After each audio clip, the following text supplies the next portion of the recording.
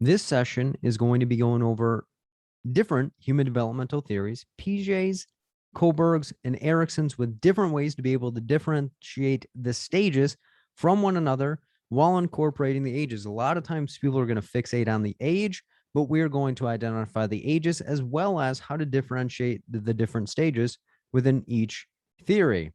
The goal of the session is not going to be able to memorize everything, but be able to recognize and apply it when you are inside of the exam, because the biggest problem when people are preparing for the exam is that they feel like they have to memorize everything. They overwhelm themselves or beat up on themselves for not being able to recognize the information verbatim, but we just simply have to be able to recognize and apply it when it is inside of a question inside of our exam.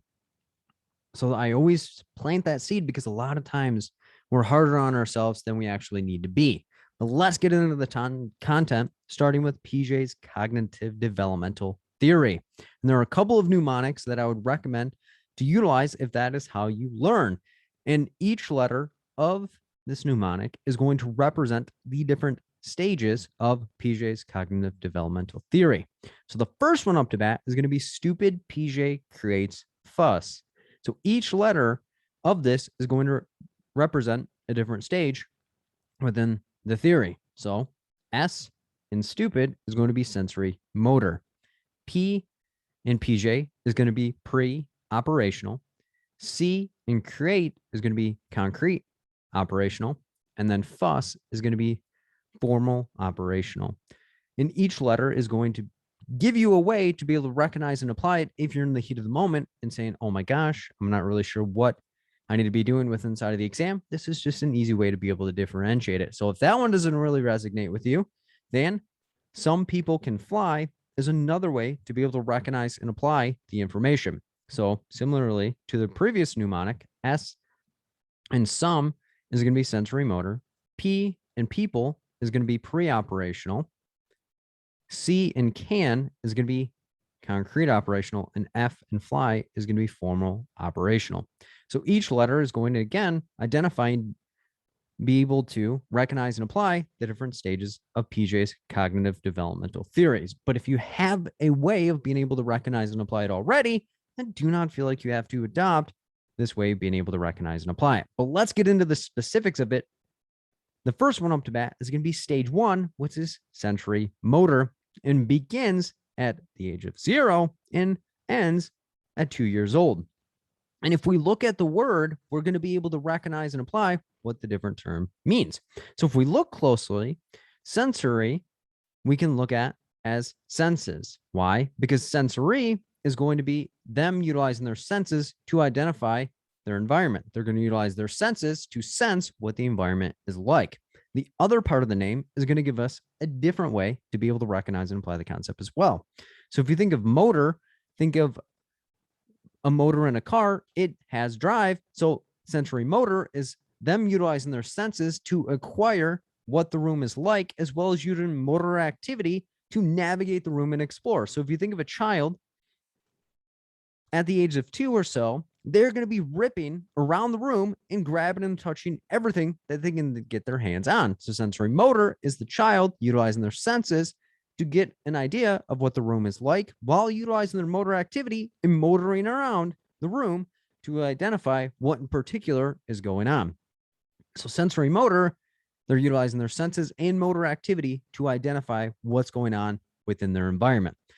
But let's look at it a little bit deeper. So it looks at how thought processes functions without the use of symbols. Why? Because a child is not going to be able to associate things together at this age. So we're utilizing our motor activity without the use of symbols. So all things are learned based on their experience. And how do I know this? Because a young child is going to do whatever they think is right. They're going to go and touch the stove, whether the parent is telling them no or not. They're going to get on top of the dresser and jump right off of the dresser without any sense of danger, based on the fact that they haven't experienced that. But after a child jumps off the dresser once, they're likely going to identify that this is probably not something that I should be doing. But it has to be learned based on an experience. Why? They're utilizing their senses and motor activity to identify what is appropriate or inappropriate within particular environments. So the main goal of the sensory motor stage is going to be object permanence. And a lot of times people get tripped up on this and they're like, what is object permanence? Well, we can manipulate this word and identify ways to break it down as well. So object is an object. Permanence, if you think of it and look at it closely, it's kind of permanent. So this is where an object is permanent within somebody's memory and within their sight. Why? Object permanence is knowing something is there even though it is now out of sight. And young children are kind of not acquiring this just yet. So that's why peekaboo typically works based on the fact that you can put your hands over your face and then uncover yourself. And the child's like, oh my God, I didn't even know that you were still there. And they're surprised. But once a child gets object permanence, they are then not going to be stunned and they're like, what are you doing? Put your hands down. I'm trying to talk to you. As well as a child that is separated from their parents, if they do not have object permanence, they're then going to panic and be like, oh my gosh, my parents are never coming back. Why? Because they have not identified in their mind that an object is permanent and that it can come back. So the key components, again, are body movement, again, keyword and emphasis on motor activity, and the use of senses, because sensory motor is the utilization of their senses and motor activity to identify and navigate their different environments. So this is where the child will utilize their senses and experiences to learn their environment and navigate it accordingly. Again, sensory motor, they utilize their senses and motor activity to navigate their environment to get experience. So different scenarios to be able to recognize and apply this on the exam. So there are two. First one, imagine yourself walking around a room and a baby is in a crib playing with their feet and looking around at the different objects within the room. In the same room, picture a child running around making motor sounds with their toy car. And this is going to be significant based on the fact that this little scenario is going to identify the different stages within this. So in this example, the young child playing with their feet symbolizes the use of their senses to get familiar with the room, as well as place an emphasis on sensory in the part of the name. Again, sensory motor. Sensory equals utilizing their senses. And the young child making motor sounds symbolizes the motor part of the name. Again, sensory motor. In a more adult version, and I don't know about you, but I do this as well.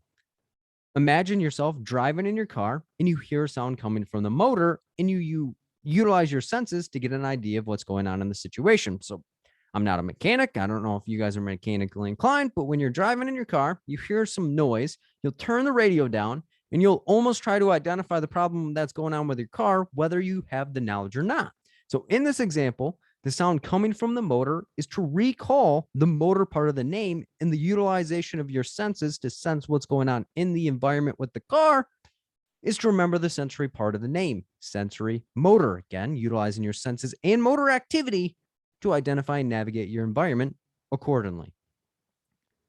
Stage 2 is pre-operational. So if we look closely at pre-operational, key emphasis on pre. Why? Pre is prior. So this is prior to the child having the ability to become operational. And this stage is from ages 2 to 7 years old. And at the end, we'll have a different way to be able to recognize and apply the ages, but we're going over the stages to paint the picture at the beginning. So during this stage, the child is young and able to think about things symbolically. If you remember, in sensory motor, they were not able to utilize symbols, but this is where we start utilizing symbols within their ability to be able to recognize things for things that represent them. So pre-operational is prior to them becoming operational, but they're able to start utilizing symbols to associate things together.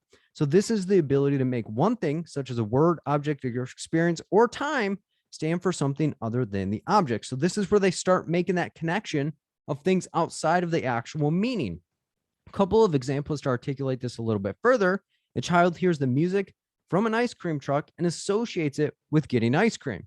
So regardless of what is actually happening, they may hear the sound from the ice cream truck and be like, yep, we got ice cream last time. All right, I'm ready to run in the street and get me some ice cream. And then they may look outside and the ice cream truck's not there. And they're like, well, the song played. Where's the ice cream truck? Again, they've started to associate things together. Whether it's going to happen or not is irrelevant. So this is where they start utilizing and associating different things together. Another example, someone hears the word ASWB or exam and they instantly become anxious about having to take their exam. Prior to starting to prepare for the exam, or some of us didn't even know the exam existed until someone was like, hey, you're going to take your exam or what? And we're like, exam? Psh, I don't know. We don't have to take an exam. And then we start learning different words and different things that are associated with the exam. So if you hear the word ASWB or exam, you may instantly rise up and be like, oh my gosh, I don't want to take this test. Or if you've failed the test, you may start going back to the different memories it was like to fail. Another example, I hear the sound of water boiling and I think of spending time with my father drinking coffee. I'm associating that sound with an experience outside of what is actually going on right now.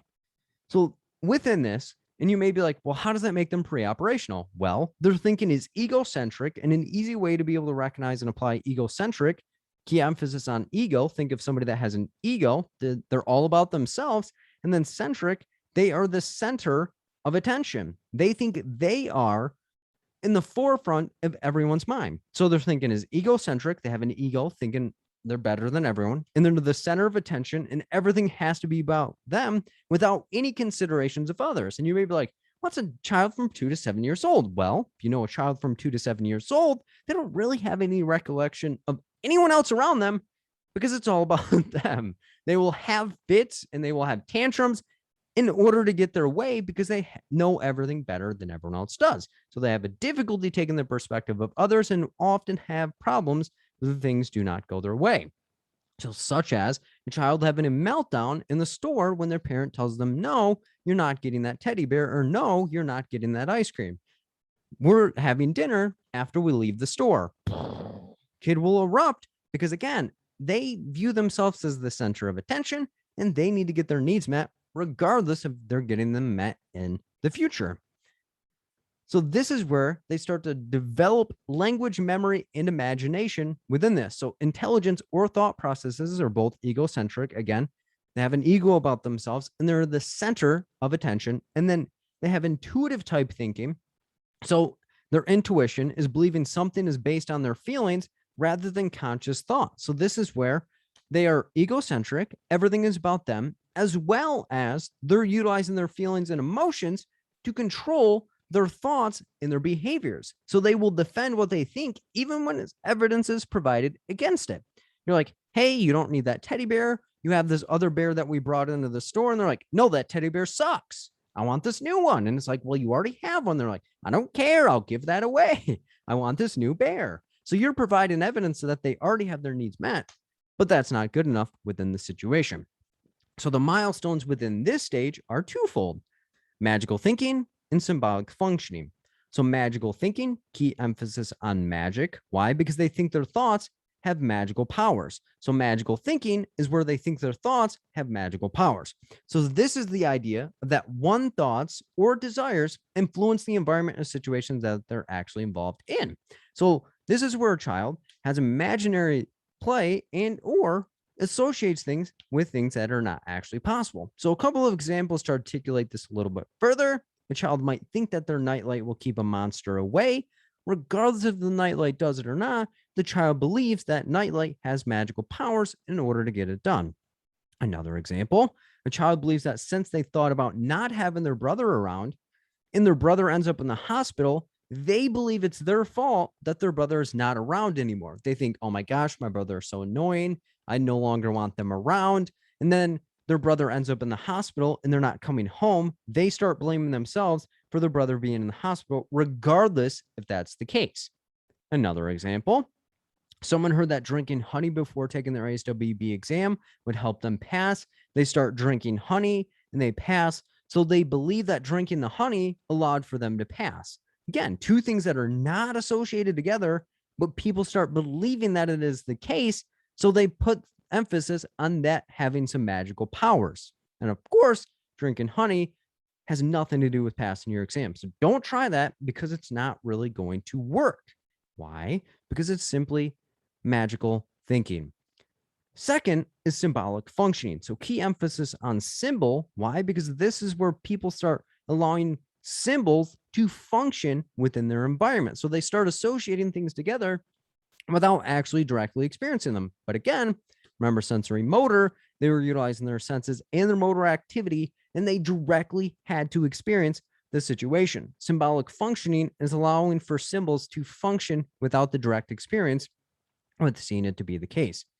Stated in a different way, it's when a child learns through the use of mental images and other symbols that are not present. So, a couple of examples to articulate this a little bit further. The child will sing to their teddy bear to put it to sleep because they've seen other people sing to people to put them to sleep. So, they are lullabying their teddy bear to sleep because they've had other people use lullabies on them to put them to sleep.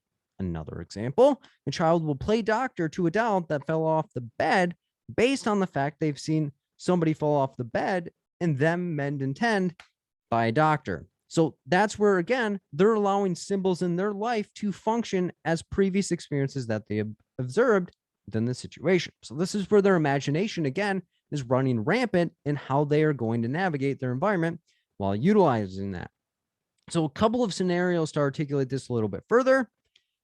Imagine you are babysitting a child and they're pretending to nurse a broken leg on their doll that fell off the bed earlier that day. Again, that would be an example of symbolic functioning and imaginary play. Again, they are imagining that this symbol has humanistic tendencies, but they're also allowing for that symbol to function as if it has directly happened to that symbol.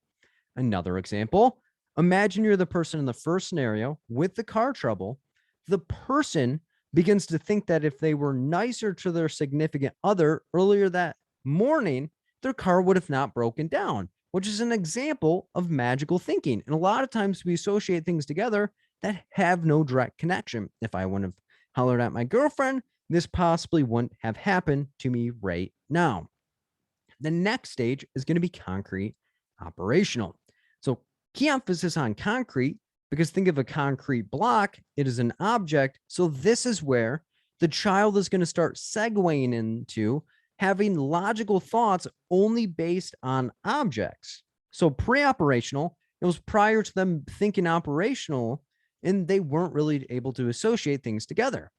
Concrete operational is where the child begins to develop logical or operational type thinking so they can apply critical thinking only to objects. So again, key emphasis on concrete.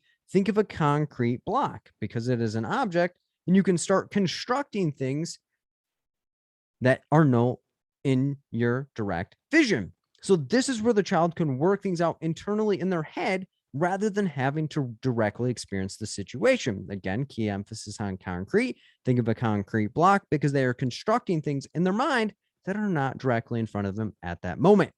So a couple of examples to articulate this a little bit further. Rather than punching a wall to know it is hard, they can just imagine that they would break their hand if they punched it. Again, picture that child in sensory motor that is on the top of the dresser, ready to fly off like Batman, and then slaps the ground. Concrete operational would be like, all right, dresser's kind of high. I'm not climbing on top of that and hurt myself. So they refrain, but the person in sensory motor, they don't really have that experience. So again, they have to utilize their senses in motor activity to understand and get experience within their environment. Another example, not having to touch a candle flame to know it is hot. They avoid it because they've heard it in the past or have seen other people and say, hey, fire equals hot. I touch hot, I'm going to get burnt. So they have that operational type thinking only based on objects. So they're able to see a cause and effect type relationship between different rules and different things that are in the environment that are at play. So a child can begin to play games with real rules because they see the connection of why they're in place. Prior, if you're playing a game with a child, they may not understand why the rules are there, and they just break the rules because it's most fun for them. Again, they may be egocentric type thinking or intuitive thinking based only on their emotions. So they're able to see why things are in place. So a couple of examples to articulate this a little bit further. I get angry and punch that wall. It could hurt my hand. I see why punching a wall is not a good idea. Another example, if I take turns within a game, it'll be fun. However, if people do not take turns, then the game is no longer fun for us. And that is why the rules of taking play are there. Again, we see why they're there, and that's why they can start developing more connections with other people based on the fact that they're thinking about other people. So that way they become operational, because prior to becoming operational, you're only thinking about yourself. That's why it's pre-operational, and they have that egocentric type thinking or intuitive thinking. So that's where concrete operational, they can start building things and becoming operational with other people because they can stay in the confines of the rules of society. So milestones within this stage are going to be conservation and classification. So if we look at these words closely, they'll tell us what they are particularly trying to do. So conservation, key emphasis on conserve. Why? Think of somebody conserving something. They're able to see things as similarities, even if it's not directly in front of us. So conservation is where you try to conserve an object, even if it's not as a whole. So stated in a different way, it's the understanding that something stays the same in quantity, even when the appearance changes. So it's the ability to identify properties of categories rather than to have it as a whole in front of us at this moment. So it's to understand what the situation is like in pieces, but being able to critically think and construct things with minimal direction within the situation. So it's having things in pieces, but knowing that you can put it as a whole. So a couple of examples to articulate this a little bit further, putting 8 ounces of water into a 16-ounce bottle. So if you have 8 ounces of water and you put it into a 16-ounce bottle, it is going to be half full. But if you put 8 ounces of water into an 8-ounce bottle, it is going to be full. So if you gave a child a choice without conservation, of course, the choice in between 8 ounces of water that appears to be full or a 16-ounce bottle that is half full, the child is going to cling on to the 8-ounce bottle because it appears like it is more than the 8 ounces and the 16 ounces of water, the bottle. So it appears that it is less, but it is actually the same quantity. So if a child lacks conservation, they are then going to cling to the object that appears like it is more. Another example, let's say you have 12 pennies and then you have 2 different presentations of 12 pennies. Let's say you have 6 rows of 2 pennies. So it's 6 rows, 2 pennies each. And then you have another presentation of 2 rows of 6 pennies. So same presentation, it just looks a little bit different. So the child would go for the 2 rows of 6 pennies because it appears like it is more rather than the 6 rows of the 2 pennies in this situation. The presentation changed, but the quantity didn't. So conservation is the ability to see something as a whole when it is in pieces. So if you think of somebody that's conserving something, they are keeping it together, just separated in different pieces. Classification, on the other hand, key emphasis on class. Why? Because this is where you're going to put things into different classes within the situation. So you're able to classify different things. So if class doesn't work for you, we can just emphasize it as classified, because this is where you classify different objects based on things that are similar as well as things that are different. So stated in a different way, it's the ability to identify properties of categories related to each other. So it's the ability to identify objects as they are similar, as well as the ability to categorize or classify different aspects of similar objects. So that is where you're able to differentiate different objects and different characteristics within the objects from one another. So a couple of examples to articulate this a little bit further. So let's say you have a couple of objects. So a red cat, blue cat, black cat, red flowers, blue flowers, and black flowers. So as I was reading that, you're like, okay, there's red, blue, and black objects, as well as cats and flowers. Therefore, a child would be able to categorize all the cats together as well as all the flowers together. So if we were classifying them as cats, it'd be a red cat, blue cat, and black cat. So we'd separate the cats away from the flowers, which would be the red flowers, blue flowers, and black flowers. So we have cats and then flowers. The child would also be able to categorize it based on colors. So we would pair the red cat and red flowers together, the blue cat and blue flowers together, as well as the black cat and black flowers together as well. So classification is being able to classify different things based on similarities as well as differences within the situation. So let's look at a couple of scenarios to articulate this stage a little bit further. So imagine you see a group of children playing with some concrete blocks, and one of them throws the concrete block at the ground and yells, "Be careful, I'm on a mission and do not want anyone to get an operation." Then the children scatter away. So the name concrete operational is exhibited and they see the danger when the objects come. Why? Because concrete operational is where they're able to logically think about objects. So, to articulate this a little bit further, concrete blocks, key emphasis on concrete, to have the first part of the name articulated, as well as operation, because it is concrete operational. Another example, imagine kids playing and they accidentally break their mother's vase and they try to put it back together. The oldest child yells, "We better fix this or we're going to need an operation." So within this, operation would remind us that this is concrete operational, because again, they're doing different operations in order to put this back together, which would be an example of conservation. Why? Because conservation is being able to conserve something or visualize something even though it is in pieces. So the vase did not change.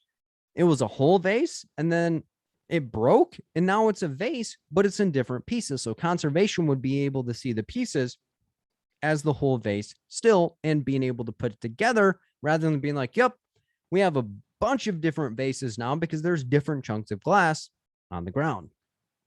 In the last stage within PJ's cognitive developmental theory is formal operational. So key emphasis on formal. Think of somebody that's super formal. They're kind of put together and they have more logical plans. So if somebody has a formal plan, it is more articulate and mapped out systematically. So formal operational is not where it's based on objects, but it's based on them being able to systematically see cause and effect of everything. And this is starting at the ages of 11 years old and goes into adolescence. So this is where the child develops the ability to think about abstract concepts, so things that are not directly in front of your face right now. So that's the ability to plan towards the future as well as think through things and come up with hypothetical situations. So if I do this, then this could potentially happen. So they're able to look at a problem and come up with a systematic solution or formal plans in order to become operational with other people. So this is where the term hypothetical deductive reasoning comes from. Why? Because we deduce a different plan in order to come up with a different solution. So it's the ability to think abstractly through generating predictive measures of a hypothesis. If I do not study, then my chances of passing are lower than if I would have studied. If I do not pay my rent, then I could be evicted. If I spend $100 out of my rent, then I will be short on the rent. If I want to buy a video game that costs $60, then it would take me X amount of time in order to save that money. So it's being able to think through a situation and come up with a solution to decide a better outcome. Again, formal operational is not going to have to directly experience something in order to deduce a plan that would be valuable. So if I get on the dresser and jump off, then I could be harmed. So again, they're not flying off like a bat from the dresser, like somebody in sensory motor, because again, they are not utilizing their senses or motor activity. They're not egocentric or utilizing intuitive type thinking. Again, egocentric, key emphasis on ego. It's all about me and I'm the center of attention. Intuition or intuitive type thinking is all about my feelings. It's not about concrete operational because it's not just based on objects. This person is coming up with a formal plan in order to deduce a predictive measure in order to come up with the best possible solution. So they tend to avoid impulse and think things through more logically. So when thinking about their life decisions, it allows for them to identify the pros and cons of each solution to analyze the outcome. So this is where it's a formal operational. It's a formal type plan because somebody is doing things not informally of just shooting by the hip, but they've mapped out a way that makes most sense and gives them the greatest amount of benefit. So a couple of scenarios to articulate this a little bit further. Imagine somebody preparing for a formal dance to think of how they want to go with Susan. However, if he goes with Susan, then they will likely have to be home by 10 p.m. So he has to decide whether it is worth going with her or not. So formal dance is an easy way to be able to recognize and apply the word formal operational. Why? Because a formal dance, you're being super formal, but also utilizing the hypothetical deductive reasoning, because if this, then this type thinking. If I want to go with Susan, we have to be home by 10. Then I have to decide if I want to come home early. And if I'm willing to come home early, I can go with Susan. Another example, the child wants to buy a video game from the store that costs $60. The child knows that they get $30 for an allowance at the end of the week for doing their chores. Therefore, they would need to do their chores 2 weeks in a row to be able to afford their video game, because 2 weeks of chores is $60. The video game is $60. So if this, then this type reasoning. And it's going to be based off formal thought, not just based on objects. So mnemonics to be able to remember the different age ranges for the stages. So they are as follows. Stage 1 is between 0 and 2 when it ends. Why? Because sensory motor is from the ages of 0 to 2. So stage 1 is between 0 and 2 when it ends, because it ends at 2 years old. Stage 2 starts at 2 and takes until 7 to become operational. Why? Because it's prior to becoming operational. Ages 2 to 7 is pre-operational. Pre means prior, so it's prior to being operational. Stage 3 requires that we pay a fee at our local 7-Eleven made out of concrete. Why? Because concrete operational is ages 7 to 11 years old. Stage 4, we open the door for our date around 11 at the formal dance, because formal operational is, again, ages 11 and beyond within that situation. So those are different ways to be able to recognize and apply the different ages when your back's against the wall when you're in the exam. So let's do a quick review of Piaget's cognitive developmental theory real quick. Sensory motor, key emphasis on sensor and motor, because it's utilizing their senses and their motor activity to be able to identify their different environment. Object permanence, objects are permanent. So object permanence is the ability to be able to recognize that an object is permanent even when it is not in your face. Pre-operational, key emphasis on pre, which is prior. So it's prior to the person being operational within the situation. And if people are not able to operate with other people, it's based on the fact that they're egocentric or utilizing intuitive thinking. Egocentric, key emphasis on ego. Somebody thinking that they're better than everybody. Centric, you're the center of attention, so you don't really consider other people. Intuitive thinking is believing based on your feelings rather than conscious thought. Magical thinking is where you think your thoughts have magical powers and that you have different associations that are not actually happening. Symbolic functioning is being able to view different symbols and give them humanistic characteristics, or being able to allow for symbols to function in the world as if they are real. Concrete operational, key emphasis on concrete. Think of a concrete block, because people are able to identify cause and effect and construct different things in their mind without actually being able to see them directly. And conservation, think of somebody that's conserving the environment. So it may be scattered and broken at this moment, but it can become whole in the future. Classification, somebody's able to classify or put things into different classes based on different characteristics, as well as similarities and differences. Formal operational, someone is able to come up with a formal plan and fill out the forms in order to allow for everybody to become operational by coming up with a hypothesis of, if this happens, then this will be able to happen in the future. The different ages, stage 1 is from ages 0 to 2 years old. Stage 2 is from 2 to 7 years old. Stage 3, 7 to 11 years old. And stage 4, ages 11 and beyond. And a little more characteristics about making some adaptations to the new stimuli within someone's situation. The terms that we often see are assimilation and accommodation.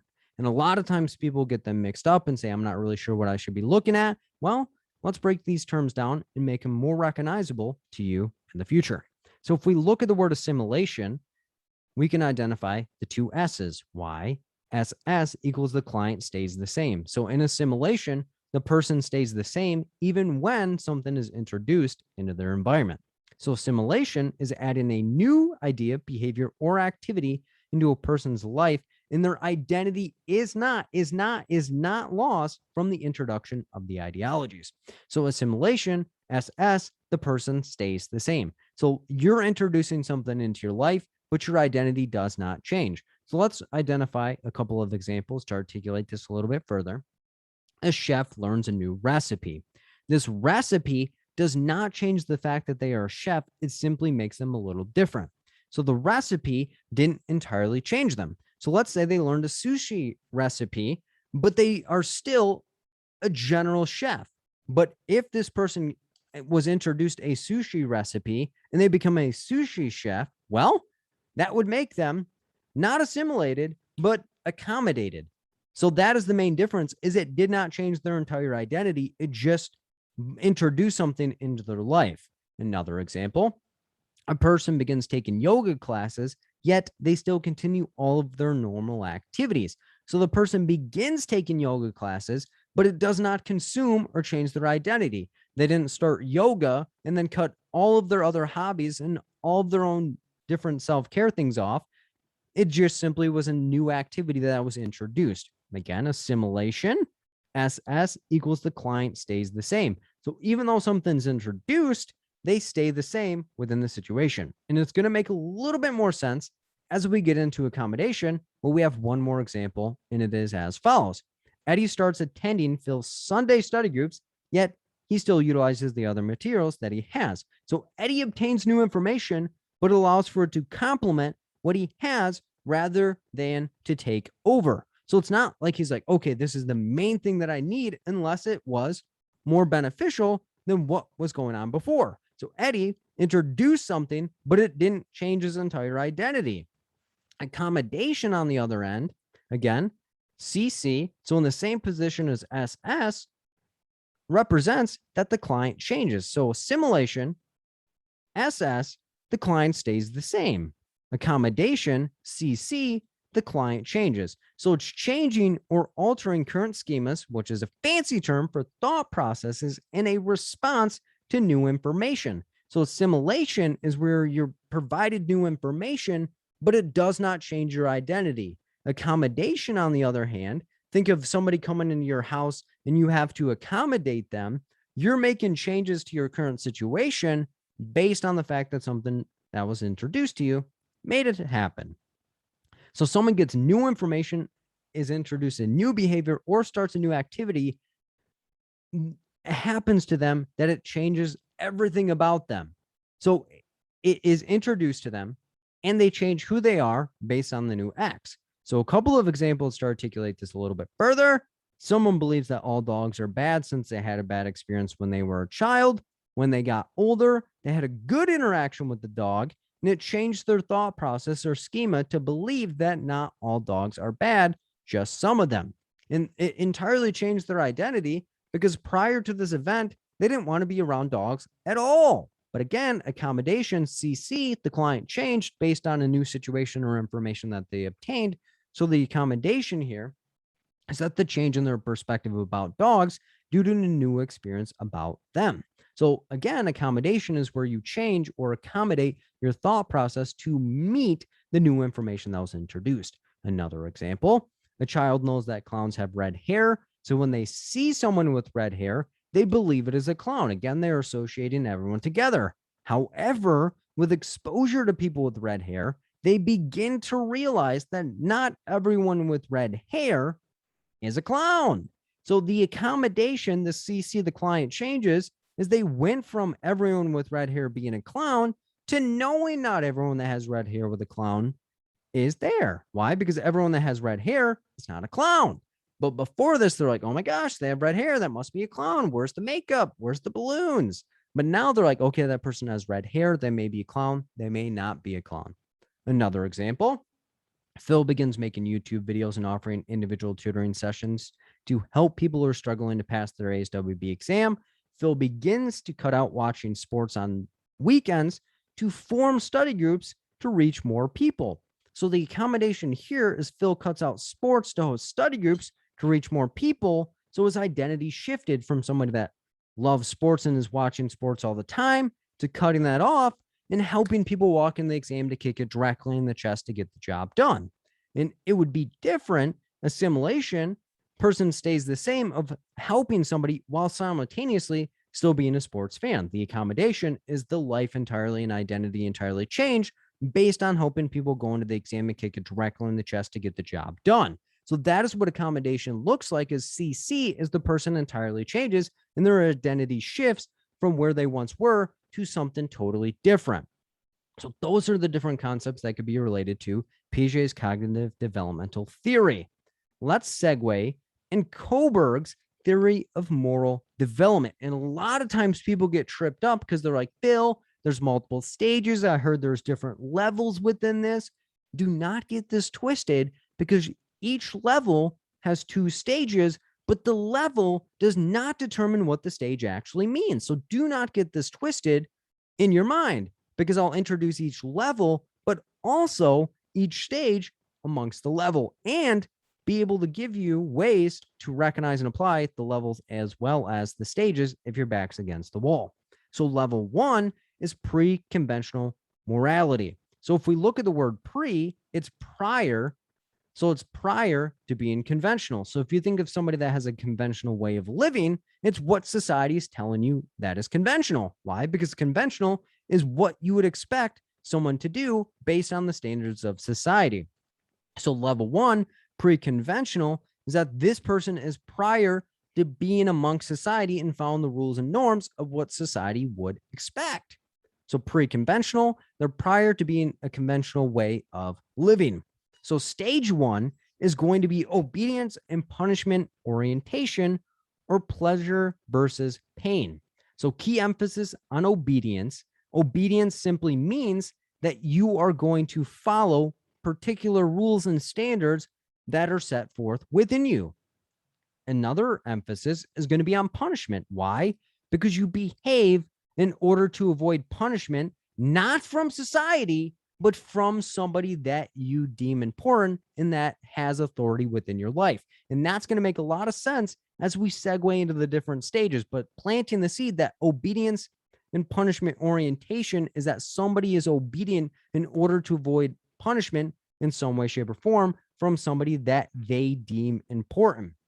And if somebody were to get punishment, it means that they broke the rules and norms from somebody that they deem important. So stated in a different way, a person behaves in a good manner to avoid being punished. And if the person is punished, then they must have done something wrong.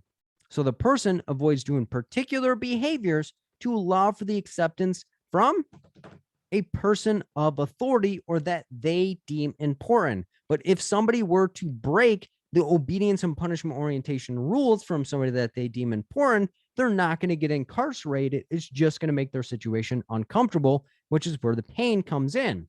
So a couple of examples to articulate this a little bit further.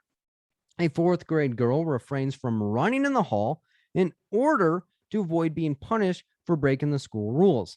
So the person here, a 4th grade girl, refrains from running in the hall, not because they don't want to run in the hall, not because they think it's a good idea, but in order to avoid being punished for breaking the school rules. But if this girl is running in the hallway, the police are not going to kick the school door in and incarcerate her for running in the hallway. And that's the thing, is obedience and punishment orientation is somebody is obedient and avoids punishment from something in someone that they deem important, not the overall society. Another example, Phil puts his dishes in the dishwasher after dinner rather than just in the sink to avoid being yelled at by his girlfriend. So here, Phil puts his dishes in the dishwasher after dinner rather than just in the sink. Why?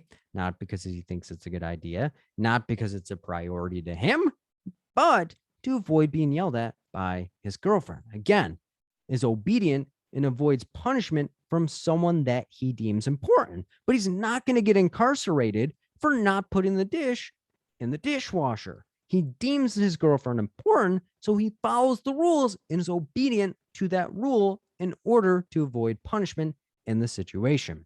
Another example, a young child will behave themselves at their relative's house to avoid getting their iPad taken. So a young child will behave themselves at their relative's house, not because they think it's a good idea, not because that's what they want to do. However, it's to avoid getting their iPad taken, because again, they are going to be obedient and behave themselves in order to avoid punishment from someone or something that they deem important.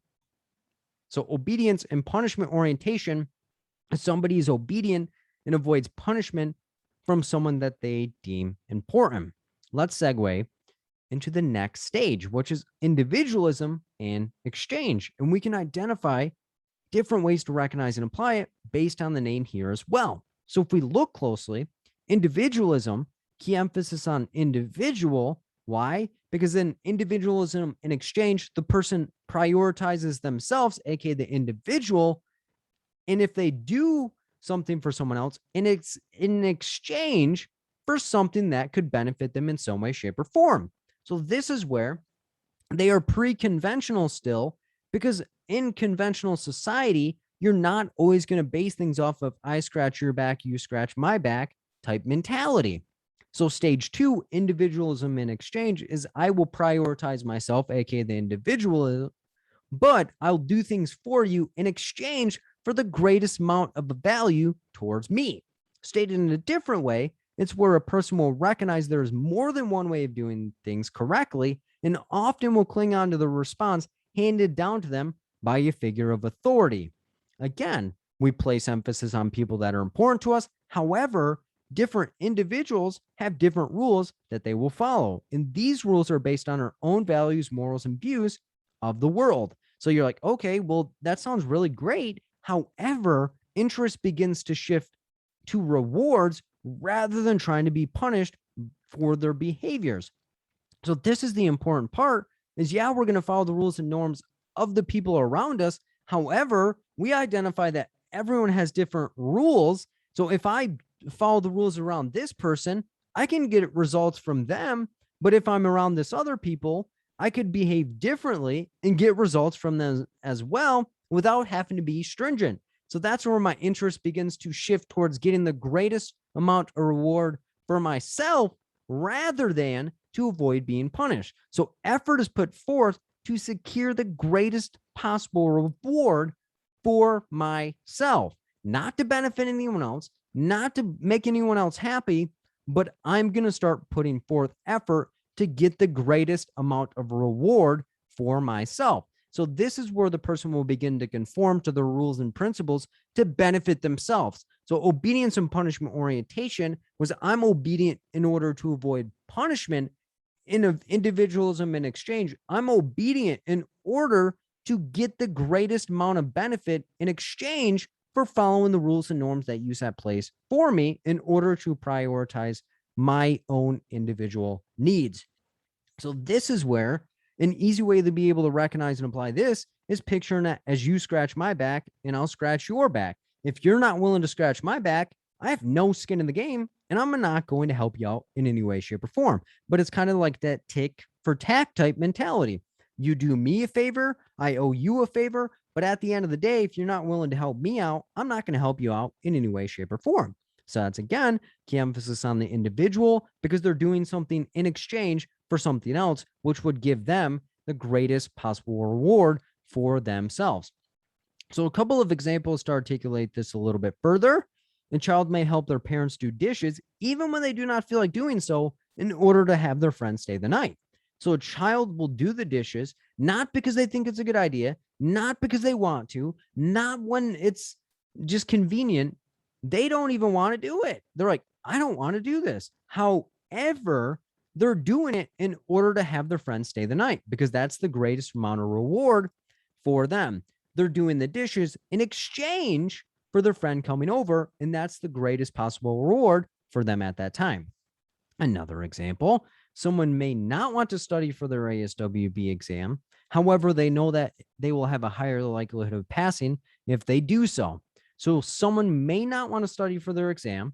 Like, I have no motivation. I have no energy to want to do this. However, in the back of their mind, they know that if they do study, they'll have a higher likelihood of passing. So they do so. Why? They sacrifice what's happening in their moment in exchange for the greatest possible reward, which is walking in the exam and kicking it directly in the chest to get the job done. So regardless of how they feel today, they're looking in the future and saying, wow, I could do something right now in exchange for something that I don't want to do in order to get the greatest possible reward, which is passing my exam. Another example, someone may watch a movie with their significant other, even though they do not want to, to make them happy. So someone will watch a movie with their significant other, not because they want to, not because it's what they want to do, not because it's a good idea. They don't want to do it. They're like, Phil, I ain't watching that darn movie. However, they do it to make their partner happy because they know if I watch this movie today, I can exchange it for something in the future in order to get the greatest possible reward for myself. And again, this doesn't really work in conventional society because I can't come up to somebody and be like, remember back in the day when I did this favor for you? I need this favor today. Person's going to look at you and be like, take a couple steps back. I ain't helping you because that's old news. Again, individualism to make an exchange is where I will sacrifice a little bit from my individual identity in exchange for something in the future to get the greatest possible reward. Let's segue into level 2. So we are leveling up here. Pre-conventional was prior to following the rules and norms of society. Conventional morality is where we have more conventional ways of doing things. So this is the first level in which we would satisfy the rules and norms of what society is going to request from us. So keep that in mind as we go through stage 3 and stage 4. So stage 3 is conformity and interpersonal accord or good interpersonal relationship. So key emphasis on conform here, because this is where people will conform in order to have positive interpersonal relationships within the situation. So in the prior stages, obedience and punishment orientation is where I'm going to be obedient in order to avoid punishment. Individualism in exchange is where I'm going to sacrifice a little bit from my individual identity in exchange for something. This is where I'm going to conform to a particular group of people in order to have good interpersonal relationships, whether I want to or not. So stated in a different way, this is where an individual is good in order to be viewed as a good person by other people. So they seek the approval of other people based on their actions. So this is where it's not to get the greatest possible reward for themselves. It's not to avoid being punished. It's in order to get acceptance and approval from other people. So this stage is considered the good boy and or good girl level. So you're doing things in order to get acceptance from other people that they value or a group of people that they deem important and that they want to be a part of. Why? Because this is where I'm going to conform, sacrifice what I think in order to have interpersonal relationships with other people. So effort is put forth to secure approval or maintain friendly relations with other peoples of interest. And the key emphasis here is it is people of interest. So it's not just everybody. We don't want everyone to like us. We only want people that we deem important giving us approval. So it's us acting in a way that will allow from the acceptance of other people that we deem important and often leads to us sacrificing our own values and or morals within the situation. And that's the key thing here is we are acting outside of ourselves in order for other people to give us affirmation and approval. And the emphasis here is it's people that we deem important. So we're not just doing something in exchange for something. We are conforming to what a group of people that we deem important wants us to do. So this is where, again, this is the first level where we're able to fit into society and become acceptable because it's in a conventional way of conducting ourselves, because we're being accepted by society only by groups of people that we deem important. It's not all of society at this moment. So a couple of examples to articulate this a little bit further. Stealing is bad. And if I steal, then my friends will consider me a bad person, so I do not steal. So the thought here is stealing is bad. We also think if we steal, then my friends will think I'm a bad person. And we want our friends to like us, so we do not steal. So even though we might have stolen in the past and we're like, man, I'm a thief, I'm out here getting some money, I may get into a group of people that like, man, stealing is dumb. You shouldn't steal. And we're like, man, I ain't never stole in my life. But in the back of our head, we're like, man, I want to steal so bad. We're like, if I steal in front of these people, they may not accept me. So I ain't stealing anymore because it's not just about me. I want to conform and have good interpersonal relationships with this particular group of people. Another example, someone may think that driving drunk is a bad behavior, so they avoid doing so to ensure that people will not consider them a bad person. So someone thinks that drinking and driving is a bad behavior, so they avoid doing so. And the main purpose of why they're doing it is not because they personally think it's a good idea, not because it's what people have always told us. It's because they want to ensure that they are not viewed as a bad person. They're like, if anything, no one is ever going to consider me a bad person based on X, Y, or Z behavior. Because again, we're conforming to a particular group of people that we deem important. Another example, I feel unmotivated to study for the ASWB exam, but the people I hang around are studying, so I study to avoid being rejected by them. I feel unmotivated to study for the exam. So that is my main thought process, is like, man, I'm not feeling motivated. I don't even want to get the job done. I might push my exam back, but the people around me are grinding and getting the job done. And I'm witnessing them do that. So I'm like, man, I need to get my butt rolling in order for them not to ask me when my exam is or how my studying is going, because I want them to accept me in some way, shape, or form. Again, we're conforming or sacrificing what we think is right in order to be accepted by other people. Whether it is right or wrong is up to the group of people that we're hanging around. Another example, I do not feel like I need to lose weight, but everyone around me is starting to eat healthier to lose weight. So I begin eating healthier to avoid judgment. So I do not feel like I need to lose weight. And this is the important part, is I personally don't think I need to. I'm good. My weight is great. I feel awesome. Everyone around me is like, man, I'm going to start dieting. I think it's a good idea. We should all start dieting. And then we feel that peer pressure to be like, man, I don't personally think this, but if I'm going to start hanging around these people, then I need to start eating healthier in order for them not to judge me and reject me in some way, shape, or form. Stage 3, conformity. So we conform to a group of people that we deem important and sacrifice our own thoughts, morals, and values in order to get the acceptance and have interpersonal relationships with those people. Let's segue into stage 4, authority and social order.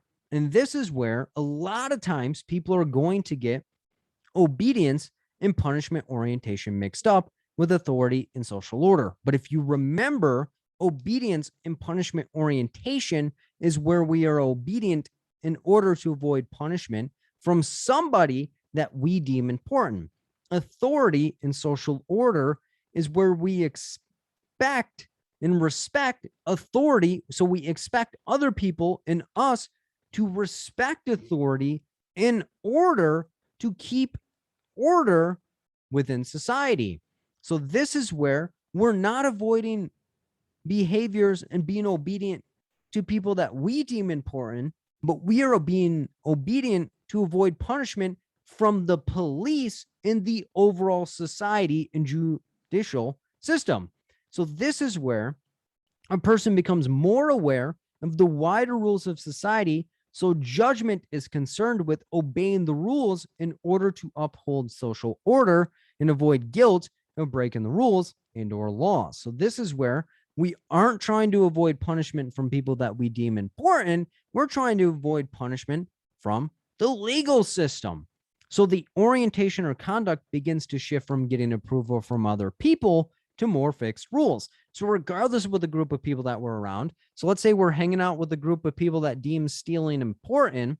We're like, Brian, get incarcerated, so I'm not going to steal around you. You can reject me, you can stop hanging around me, but I ain't breaking the rules because I'm not going to get incarcerated. So the purpose of morality is maintaining the social order and looking to maintain interpersonal accord to encompass and benefit not just the group of people we're repping and rocking with, but the entire society at this given moment. We're like, man, even though we're stealing from, let's say somebody's like, man, I'm stealing from Walmart. Walmart's a big corporation. We're like, bro, I don't care what corporation we're talking about. I'm not stealing because it could raise the prices for everybody. So I'm out. So this is where we obey the laws and fulfill societal obligations and duties to maintain the social systems in the situation.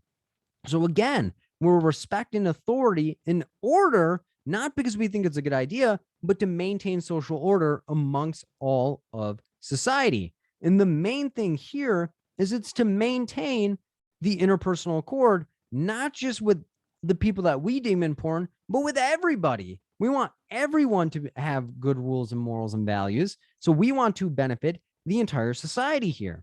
So an easy way to be able to recognize and apply this is rules are rules, regardless of the restrictions on my actions. So I'm going to behave myself regardless of the negative impact that it could potentially have on me, but I'm trying to benefit every single person.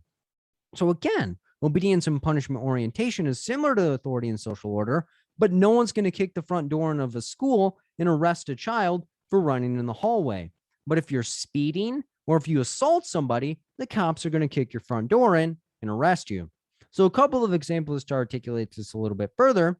I'm personally against violence, but would never protest at a library without permission. So I'm personally against violence. I'm like, man, violence is dumb.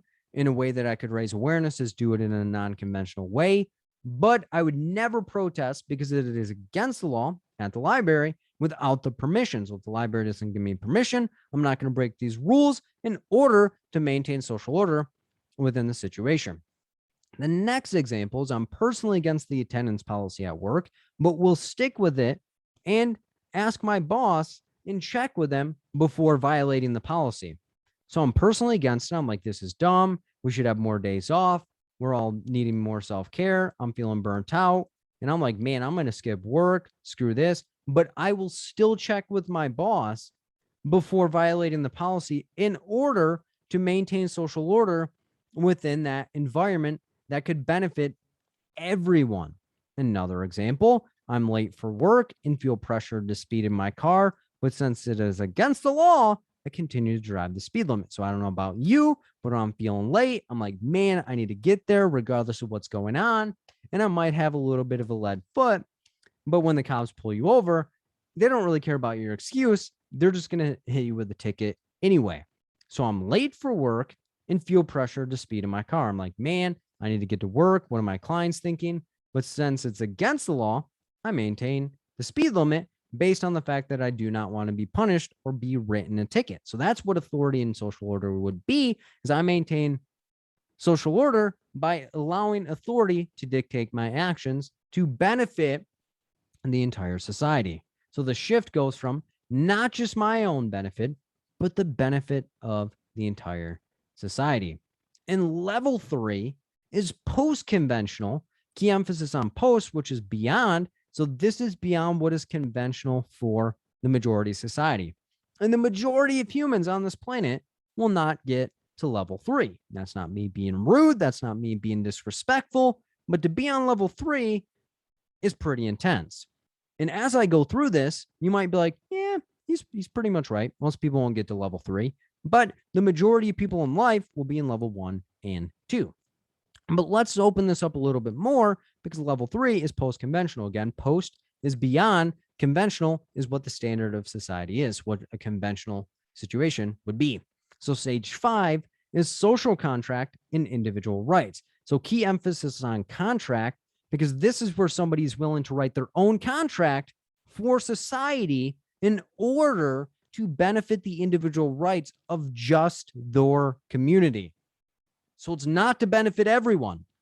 It's to benefit their community. So it's advocating for the individual rights for their particular community. And you're like, okay, Phil, I get it. It's for the community, but I'm driving this home because it's going to help you to be able to differentiate this from the next level. So stage 5, social contract. I'm willing to write a contract for the individual rights of my particular community. So this is where a person becomes aware that while rules are important and exist for the greatest number of people, there are times when it goes against the particular interest of people. So all rules and norms are not going to benefit everybody. At times, they will actually go against what people actually need. Most times people are shooting for equality, which is everything is equal, but this level is shooting for equity, where not everyone gets the same thing, but people get what they need in order to survive and thrive within their environment. So since some laws and rules are against the interest of people, action is needed to dismantle the injustice system. And this is where we often have times that are, again, willing to write a different contract or different way of doing things within society to benefit particular groups of people. So this is where people will behave in a manner that will help impact others within their community, and society, not the entire universe at this moment. So they will step outside of the social norm if it could benefit their community in some way. Again, they're writing a social contract for the rights of specific individuals in their community. So these issues are often not clean cut, and one size does not fit all. Therefore, the person will attempt to equalize the gap in the particular area. So as I stated before, it's just not equality where everything is equal. It is equity where people get exactly what they need in order to benefit their situation in particular. So oftentimes, this is where mutual benefit and reciprocity for everyone that is involved with the change. People get benefits and people get what they particularly need. So morally right and legally correct do not always equate to the same thing. So this is where somebody's going to start practicing ulterior rules, which means everything gets better for everyone. So everyone is on the same playing field and everyone gets what they particularly need. So ulterior rules is where everyone gets the ultimate things that they need, not just equality where everything is equal, but equity where people get where they want. So this is where somebody has a genuine interest in the welfare of others and concerns with individual rights in being morally correct. So again, it's just within their specific community. And this is where a lot of times people are like, well, this is kind of tough. So we was kind of right that most people don't get to level 3 because most people aren't willing to put themselves on the line, step outside of the norm, and do different things in order to advocate for specific people within their society. So it's turning your back on society, doing additional things in order to help people out. But most social workers are going to be in level 3. So let's articulate a couple examples to see where this is coming from. Oskar Schindler during World War II. So for those that don't know, Oskar Schindler had a factory where he was hiring Jewish workers in order to help them avoid concentration camps in order to help benefit that particular community. He wasn't giving jobs to everyone, but he was giving jobs to Jewish workers or Jewish people at that specific time because Jewish people were being put into concentration camps and executed. So Oskar Schindler was like, hey, how about I start hiring these people, hiding them out in order for them to avoid being executed and or put into concentration camps and tortured. And the ironic part, for those that know, Oskar Schindler was creating parts for the war. So his Jewish workers were sabotaging the equipment that was going to the German army in order to help sabotage their efforts. So Oskar Schindler wasn't like, hey, I'm going to benefit the entire universe, but he saw an opportunity to hire Jewish people at the time in order to help benefit that particular group of people within society. Again, key emphasis on a particular group of people within the situation. Another example, a social worker is seeing a client that is not scheduled to ensure that they are stable. So this is where a social worker is not opening the doors to have 1 million people on their caseload, but they are trying to benefit a particular client. So they are writing past the rules and norms of what their agency would deem appropriate. So their agency is like, you only are able to see people that are scheduled. This person's like, not the case. I'm going to see this particular client that is not scheduled to ensure that they are stable within the situation. Another example, someone does not have enough food to eat and a restaurant worker gives them extra food, even though it is against the rules. So the restaurant's like, you can only give this amount of food. The restaurant worker's like, man, this person doesn't have enough food, or I'm feeling like this person doesn't have enough food, or maybe if I give them extra food, they'll have food for later so that they can benefit. So they do not have enough food to eat, but the restaurant worker's like, screw this. I'm going to write my own social contract and give this person more food than I would otherwise would to benefit their situation. So I'm not doing the quality game of giving everyone equal. I'm going to do equity and give people what they particularly need to strive and thrive within their environment. So social contract and individual rights is where somebody writes a contract for a particular group of people in order to benefit and give them the rights that they would not otherwise have if the person didn't put forth the effort.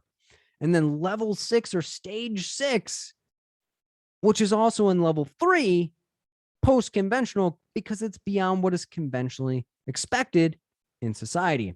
So stage 6 is universal principles. And the majority of people in the world are not going to get here. And there's no shame in the game because there are high standards within this stage. So stage 6, universal principles, key emphasis on universe, because this particular person is going to help the entire universe to benefit in some way, shape, or form. So again, social contract and individual rights is where somebody is willing to write a contract to benefit particular groups of people within their community.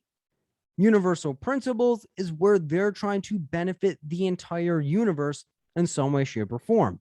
So this person has developed their own set of rules, morals, and guidelines for how things should be run in society. So they're not accepting how society is conventionally telling people that they should do things. So this may or may not align with the law. Why? Because they're advocating for the entire universe to better fit the needs of the greatest amount of people.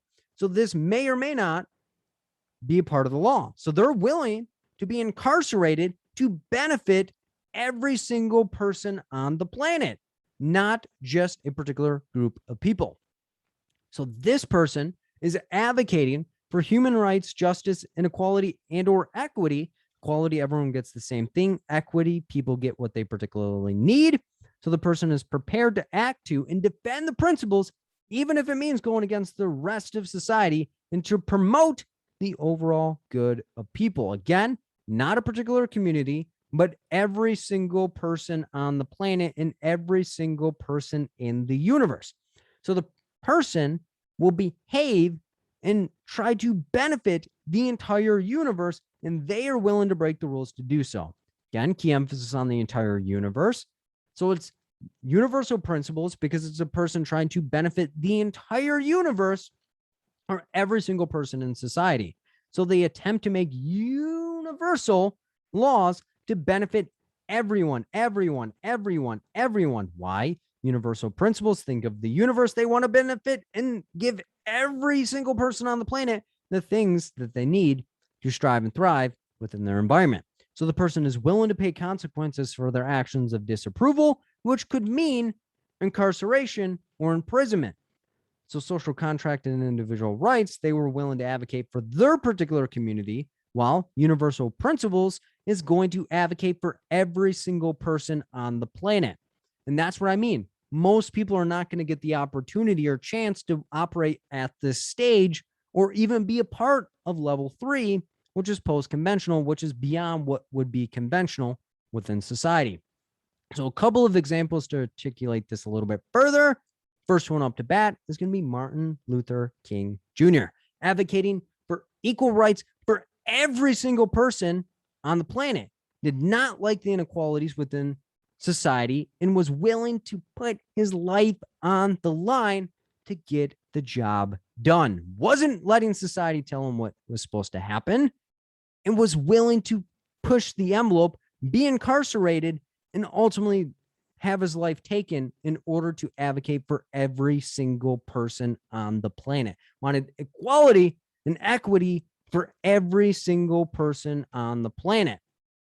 Another example, Gandhi was willing to put his life on the line by practicing mindfulness and also going without food for multiple days, multiple months, in order to advocate for every single person in his country, as well as human rights for every single person on the planet. Again, willing to put his life on the line for his country, as well as every single person on the planet, which helped to bring awareness of what was going on within his country, which then made the entire world aware of what was going on, which then ultimately gave India the independence from the British population and regime. So that is where willing to put his entire life on the line in order to get the greatest amount of benefit for every single person on the planet.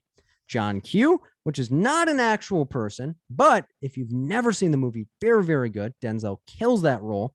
But John Q, not to ruin the movie, and it won't ruin the movie, is a father that has a 9-year-old child that needs a transplant, and he takes the entire hospital hostage in order not just to benefit his child, but he never wants a parent or a child to not get the adequate medical care that they need. So he's willing to put his life on the line and be incarcerated and take a whole hospital hostage in order to benefit every single child that potentially needs a transplant or to protest against the medical treatment in the United States. So again, universal principles is where the person is willing to put everything on the line for the greatest amount of benefit for every single person on the planet.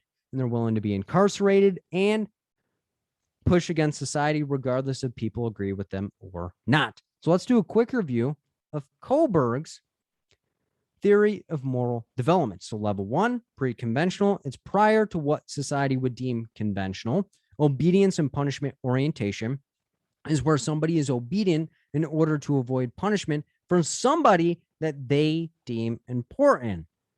Stage 2, individualism in exchange, is where somebody is going to give up part of their individual interest in order to get the greatest amount of reward, because they are going to exchange what they're doing to benefit themselves in some way, shape, or form. So you scratch my back, I'll scratch yours. Level 2, conventional morality, is what we would deem conventional within society. So stage 3, conformity and interpersonal accord, is where you conform to a particular group of people that you deem important in order to be accepted by them. Stage 4, authority and social order, is where you are obedient to authority, aka the legal system, in order to keep social order within society. Level 3, post-conventional, post meaning beyond what is normally conventional within overall society. Stage 5, social contract and individual rights, is where somebody is going to write a contract for what they deem as important for a particular group of people in order for them to get their needs met in some way, shape, or form. Stage 6, the last one, is universal principles, because this person's not just trying to benefit individuals or their community. They are trying to benefit and advocate for the rights for every single person on this planet. So they're trying to benefit the entire universe within their situation. They're willing to sacrifice incarceration or imprisonment and or their life in order to accomplish human rights, justice, equality, where every single person gets the same thing, or equity. People get what they need in order to strive and thrive within their environment. Let's segue into Erikson's 8 stages of psychosocial development. A lot of times people get these mixed up, but again, they can be connected, and we'll go through different ways to be able to recognize and apply the information on the exam. And there are a couple of mnemonics that could be helpful in order to assist you in being able to recognize and apply the information when your back is against the wall. So there are 2 of them, but we're going to connect them as we go on. So the first is going to be trust autonomy to initiate the industry, identify intimacy, and generate integrity.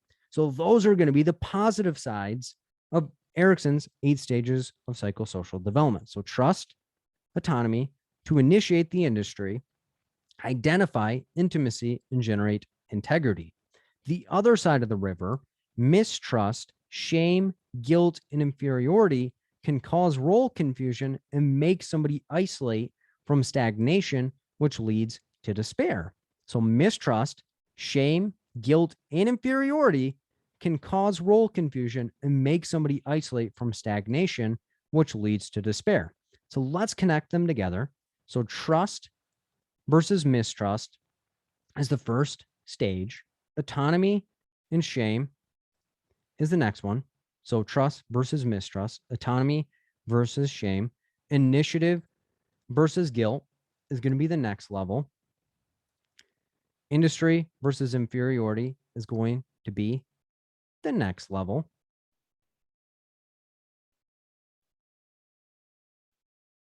Identity versus role confusion is the next level. Intimacy versus isolation is the level after that. Generativity versus stagnation is going to be the next one after that. And then integrity versus despair is going to be the last one. So those are different ways to be able to recognize and apply the information when you see it. So again, trust autonomy to initiate the industry, identify intimacy, and generate integrity. Mistrust, shame, guilt, and inferiority can cause role confusion and make somebody isolate from stagnation, which leads to despair. Trust versus mistrust, autonomy versus shame, initiative versus guilt, industry versus inferiority, identity versus role confusion, intimacy versus isolation, generativity versus stagnation, and integrity versus despair. So let's peel them all back to articulate them a little bit further. So the first one up to bat is going to be trust versus mistrust. So within this situation, the age is going to be 0 to 1 years old. So on the positive side, trust would mean that the child is able to trust their caregiver to satisfy their basic needs in order for them to strive and thrive within their situation. So if a child is able to trust that their caregiver has their benefits at their forefront and that they're willing to help them live in their best life and to have them survive by satisfying their basic needs, then they will be on the trust side. Mistrust, on the other hand, is where the child is unsure whether they're going to get their needs met, so they don't really trust that their caregiver has their best interest at heart. So stated in a different way, this is where a child begins to gain confidence and build trust based on the feedback from their caregivers. So the child is very questionable of what others will do for them, so they're unsure whether they'll get their needs met or not. So the child will keep a close connection to their parent or caregiver as long as the parent or caregiver has their needs in mind. So if the child's not getting their needs met, then they will adapt and attempt to overcome and satisfy their own needs. So positives or success on this side is where the child has a sense of security and confidence in their ability to maintain safety, and safety is going to be established within the situation. So a child is able to understand that their parent or caregiver will be there for them and take care of their needs as they go along. So again, trust, they're able to trust their parent or caregiver to satisfy their basic needs in order for them to survive. A negative or failure on this stage would be where a child will have a sense of fear around the world and can cause heightened anxiety. They're not really sure if their parents or caregiver is going to be there to satisfy their needs. They're not sure whether they're going to be there in the situation. So this is where a child is unsure whether they can trust their caregiver or parent to take care of their needs or not. So if somebody is able to establish trust, they will graduate to the next level. If they maintain in mistrust, they will stay there and not really be able to trust other people. So as long as people are going to have a sense of trust, they will be able to go into autonomy versus shame. However, if they have mistrust, they will then segue into shame. So if somebody's able to trust that their caregiver or parent has their best interest at heart and that they're going to get their needs met, they will then be able to have autonomy within their situation. So autonomy, think of freedom. They're able to roam their environment with the thought that their parent or caregiver is going to be a safety net for them if something goes south. If somebody has mistrust or they're not able to trust their parent or caregiver to consistently be there, they will have shame about asserting them their needs and what they think within the situation. So stated in a different way, and this is again from the ages of 1 to 3 years old. So trust versus mistrust was the first one, and that was from 0 to 1 years old. Autonomy versus shame is from 1 to 3 years old. But as I stated at the beginning, do not let the ages determine what stage the person is in. However, where the person is at is going to be the specifics of the stage that is being described. So autonomy versus shame is where the child begins to roam away from their parent or caregiver, yet they keep them close by for security. Again, autonomy, think of freedom. They're able to roam away from the parent or caregiver because they know that their parent or caregiver is there to satisfy their needs because they have trust with that parent or caregiver. The child begins to assert independence by walking away from their caregiver and making decisions such as picking out their clothing, food, and or activities within the situation, because they have the freedom to roam and make decisions and get feedback from their parent and or caregiver. The parent or caregiver will provide feedback on their performance, which will lead to more independence or confidence in the future. In the absence of the parent or caregiver providing feedback, however, the child will begin to adapt and make decisions for themselves, or cling to other people to make decisions for themselves. So if somebody had trust that their parents or caregivers were going to satisfy their need, they're going to have autonomy and be able to roam the environment. If the child had mistrust, was not able to trust that the parent or caregiver was going to consistently be there for them, they will have shame around who they are and internalize why they weren't good enough for the parent or caregiver to satisfy their needs. So success or positive here is where the child gains a sense of confidence in their abilities to choose what is best for them. The child is able to start making decisions for themselves and will work towards operating on themselves. So again, if they have the freedom to identify this is what I think is right and their parents or caregivers reinforcing it, the child is going to have a little bit more freedom in their life. So this is where the child knows that they can try new things and have someone to fall back on because their parent or caregiver is there to satisfy their needs in some way, shape, or form. A negative or failure here is where the child begins feeling anxious and unsure of their abilities and may rely on other people for reassurance around what they can do. So they'll still attempt to do things, or they'll do things that other people tell them to do in order to be accepted or reinforced in the situation. So this is where the child questions what they're doing. It can become dependent on other people to make decisions for them, because again, they didn't really consistently have their needs met by their parent or caregiver. So they make the adaptation of going to other people for reassurance and feedback, which may be positive and or negative within the situation. So this is where the child will become confused when put into a situation that they have to decide for themselves.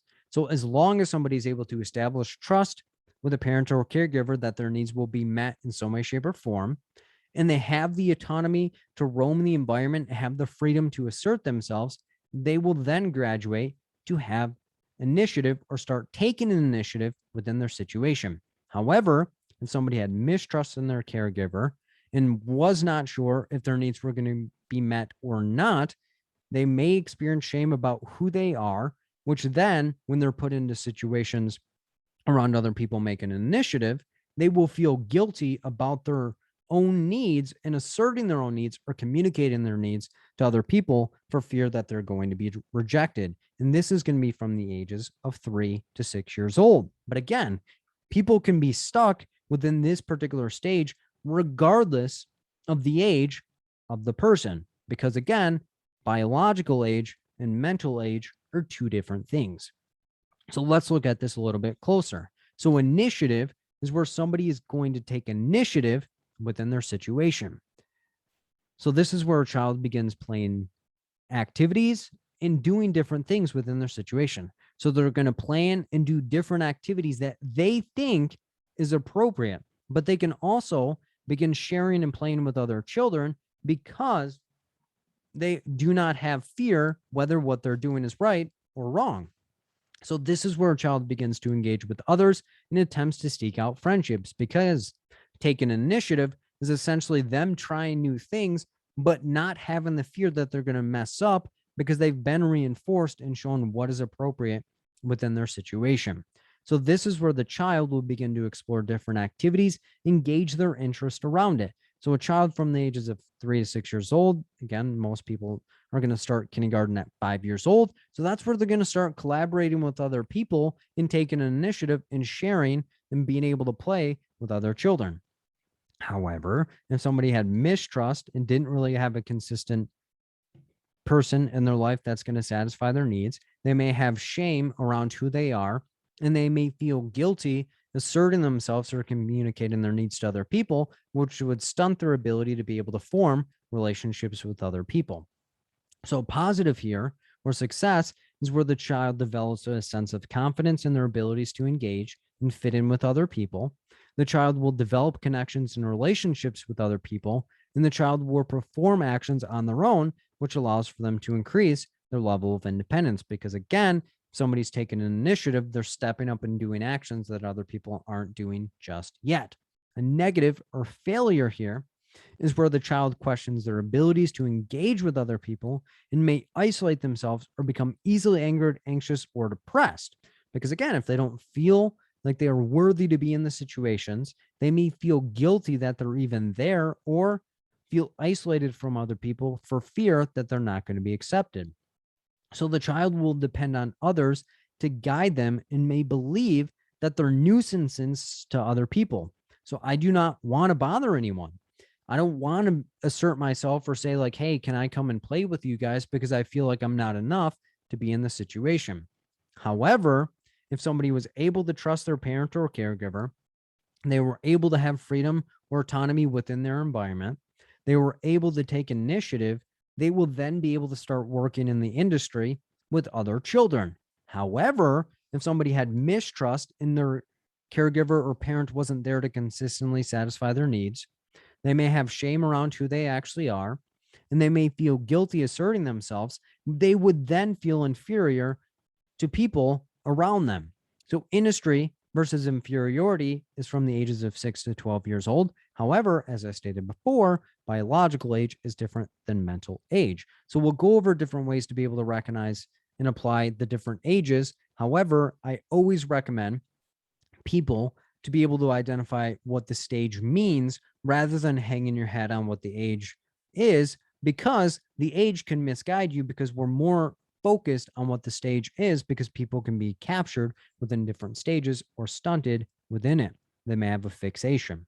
So industry versus inferiority, if you think of an industry or an assembly line, this is where people are able to collaborate with other people in order to accomplish a particular project. Inferiority, think of somebody that feels inferior.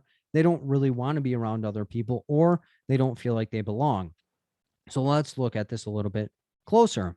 So industry versus inferiority. Industry versus inferiority is where the child begins to develop a sense of pride around their accomplishments.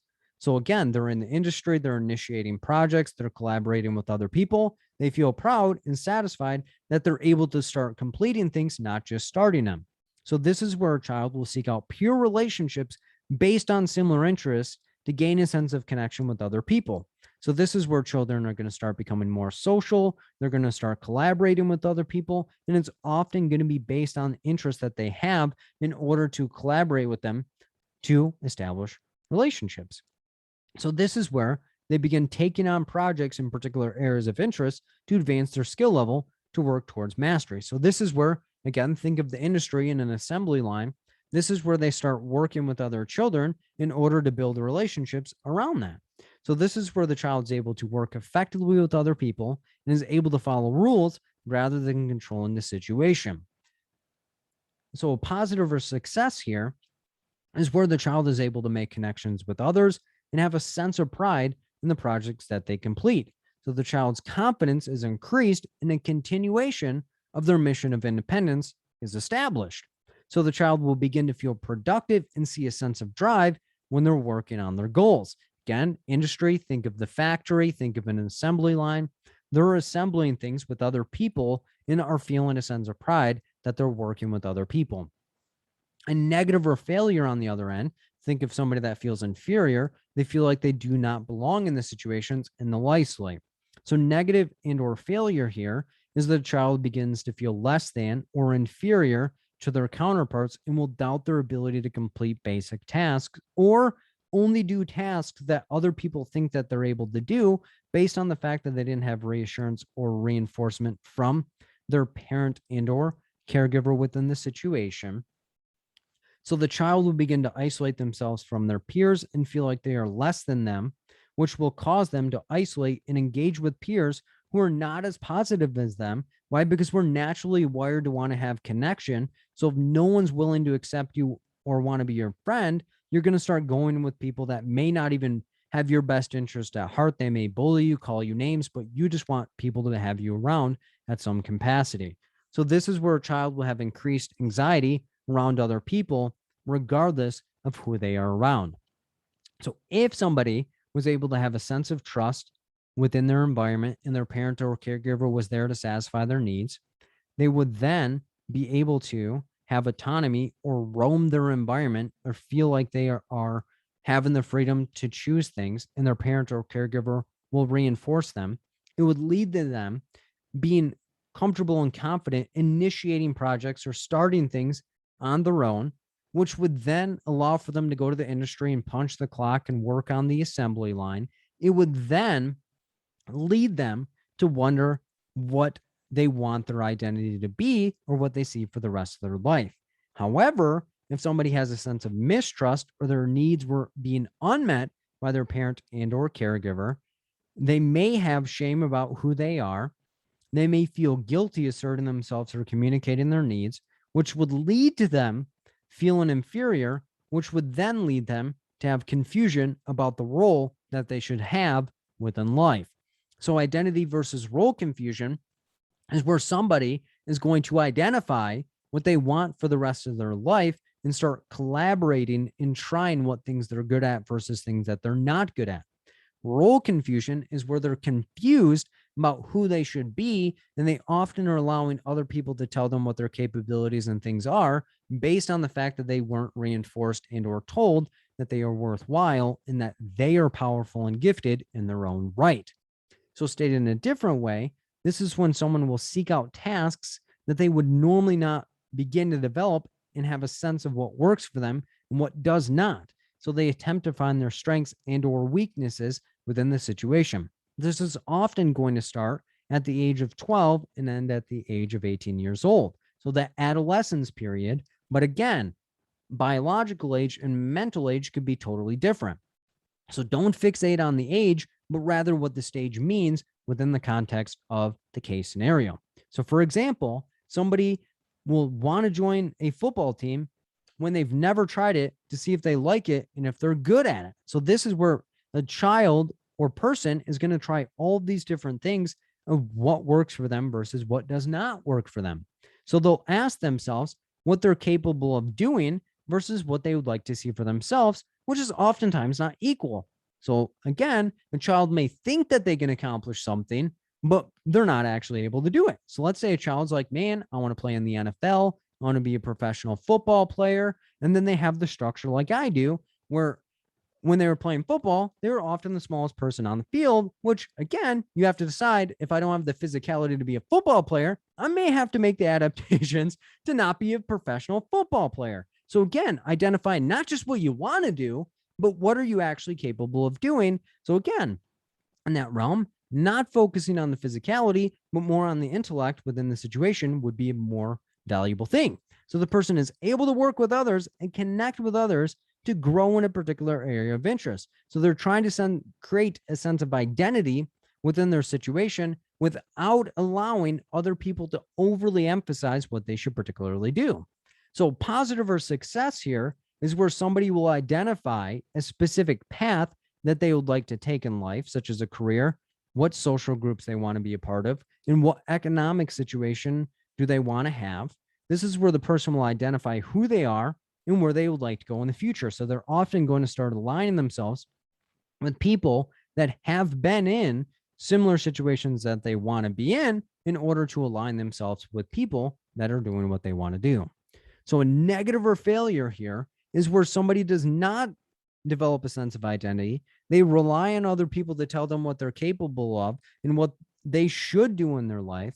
They're unsure of their purpose, and they will mold themselves to any expectation that people place on them within the situation. So if somebody's like, man, you're not going to be able to go to college, you're not smart enough, that person, if they're in role confusion, would allow for that person to determine their fate and future. Somebody that has the positive side of identity would just shrug that person off and know that they're capable of more things because they've been reinforced and encouraged more in the previous stages. So if somebody had a sense of trust with their parent or caregiver to get their needs met, they were able to have a sense of autonomy and explore what they particularly thought was fun, so had a sense of freedom. They were able to initiate projects and get feedback from other people. They were able to punch the clock in the industry and work on that assembly line.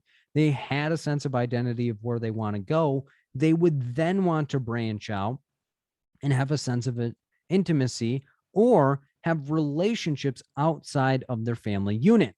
However, if somebody had a sense of mistrust, their caregiver didn't consistently satisfy their needs, they had a sense of shame about who they are, they feel guilty communicating and asserting their needs, they feel inferior in their situation about the people around them, they are confused about what they particularly want to do in their life, they would then have the sensation to want to isolate away from other people.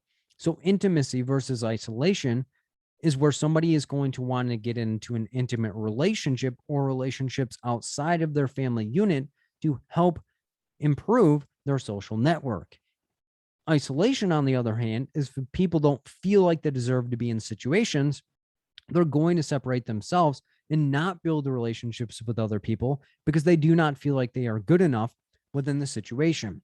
So the intimacy versus isolation stage is often from the ages of 18 to 40 years old. But as I stated before, do not fixate on the age. However, what the specifics of this stage are in being able to recognize and apply them when we're looking at questions.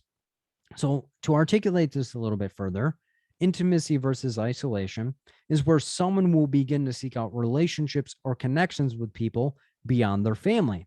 So, someone will practice what they would like to see for themselves in life. So, oftentimes, you are going to start associating and hanging out with other people that you deem attractive and or the characteristics that you deem important. So, someone will do a lot of experimenting or isolating themselves from other people. So in the intimacy versus isolation, people are often going to date multiple people or date a person that has characteristics that they deem important and then be satisfied within their situation. However, if somebody does not have a strong sense of identity, they feel shame and guilt about who they are, and they feel inferior, they may isolate or not engage in relationships for fear that they will be rejected or negatively reinforce the thoughts that they have about themselves. So the person will attempt to develop relationships and connections beyond their immediate family members, which means they want to seek out an intimate partner and have more intimate relationships within their situation. So a positive or success here is where someone feels comfortable seeking and maintaining relationships and can accept rejection from other people based on the fact that they know who they are. So if you have a strong sense of who you are and what your capabilities are, if somebody rejects you, you often view it differently than if you do not have a strong sense of who you are. So they are comfortable with the sense of commitment and can care for oneself while maintaining a relationship with other people. So this person is able to think about other people and not just about themselves or focus entirely on that other person, such as a codependent relationship. A negative or failure here is where somebody has a sense of self-doubt and they feel like they do not belong with other people. So they're going to be disconnected from other people. So they lack a sense of connection in areas that they deem important and they avoid intimacy at all costs. So they don't avoid relationships at all costs. But if they do get into a relationship with other people, they feel insecure and try to push away other people based on the fact that they feel that other people may have ulterior motives. So this person will feel lonely, anxious, and depressed within their situation. And the person may find themselves in codependent relationships, meaning they're focused on somebody else's needs and they feel like if they're not doing things for other people that they're not important, and or they can be in relationships where they're being used and or abused in some way, shape, or form. So if somebody had a sense of trust in their parents or caregivers and had their basic needs met, they were able to have autonomy and or freedom and explore their environment, they were able to initiate projects and get feedback and punch the clock at the industry and collaborate with other people and accomplish projects. They were able to identify what they particularly wanted for themselves. They were able to have intimate relationships or connections with other people.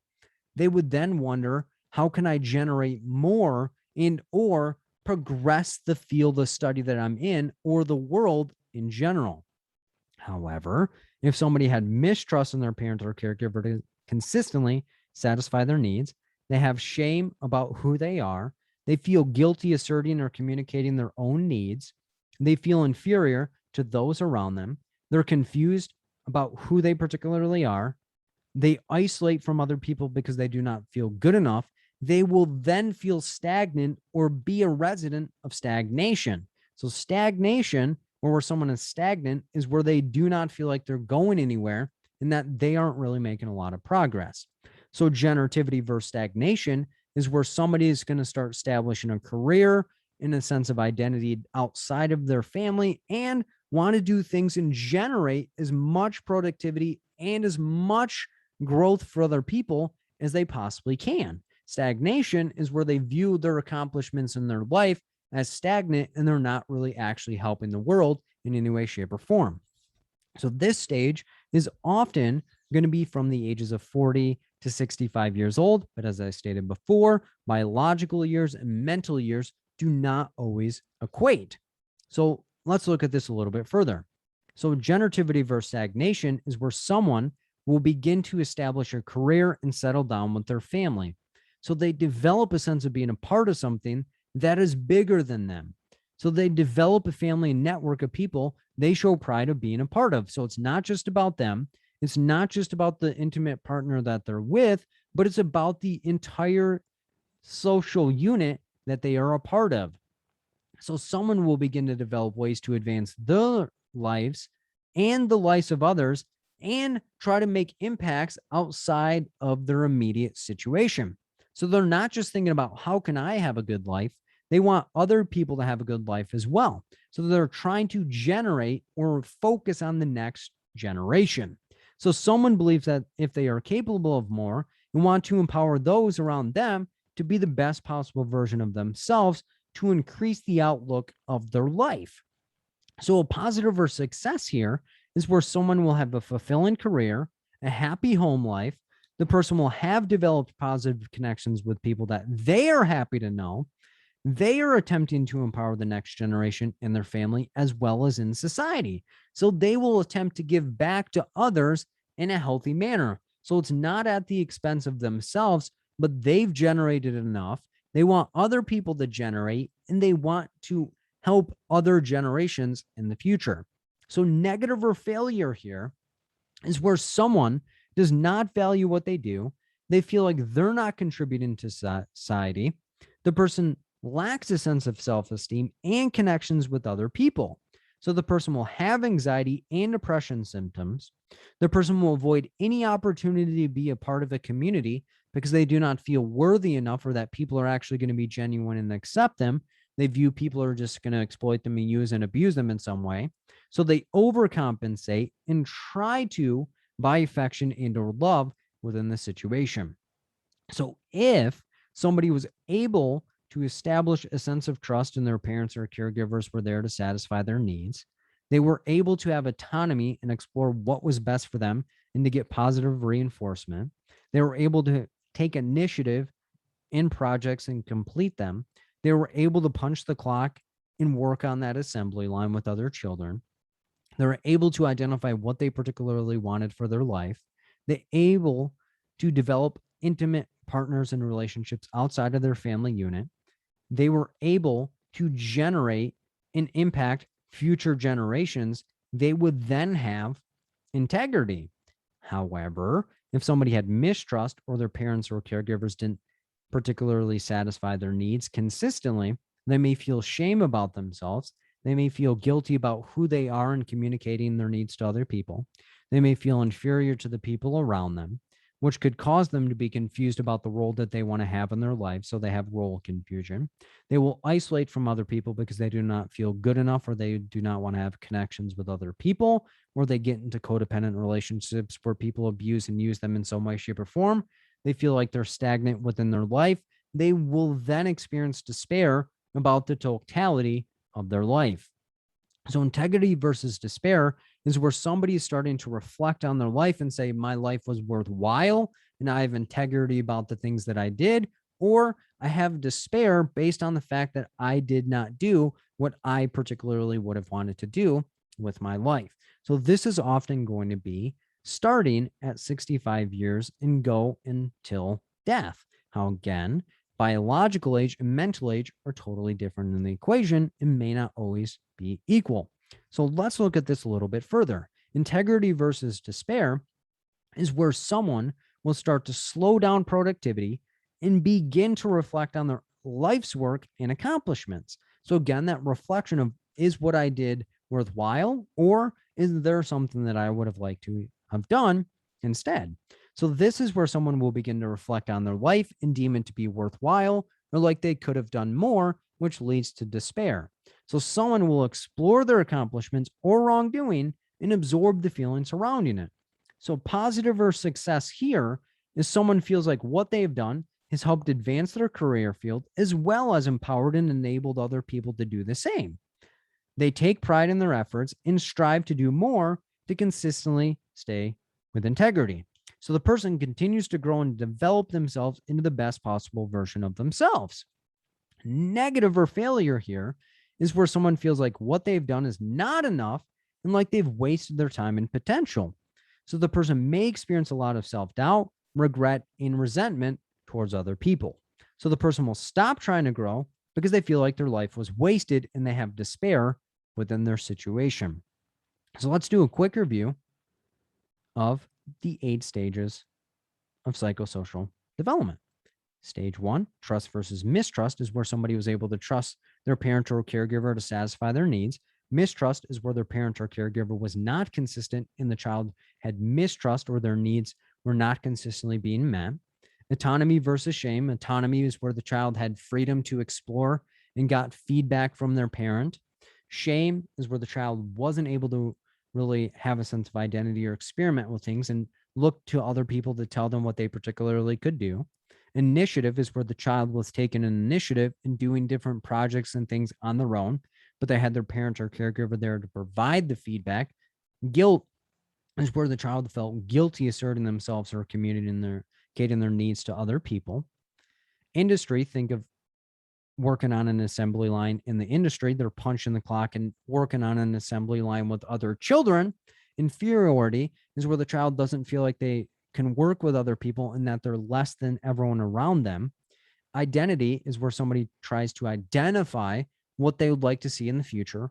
Role confusion is where somebody is confused based on the capabilities and things that they are able to do within their situation. Intimacy, think about them having an intimate partner outside of their family. Isolation, they don't feel like they're good enough to be connected to other people, that other people would accept them. So they avoid being rejected in some way. Generativity versus stagnation. Somebody generates and wants to impact the next generation of people that come after them. Stagnation is where somebody is stagnant or they feel like they're not accomplishing enough or that they could do more. And then integrity versus despair. Integrity is where somebody feels like what they did was worthwhile and that they accomplish all the things that they particularly sought out to do.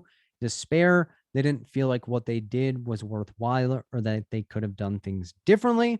So that is an overview of all of the different 8 stages of psychosocial development. Let's look at a mnemonic for being able to identify the different ages that are within Erikson's 8 stages of psychosocial development.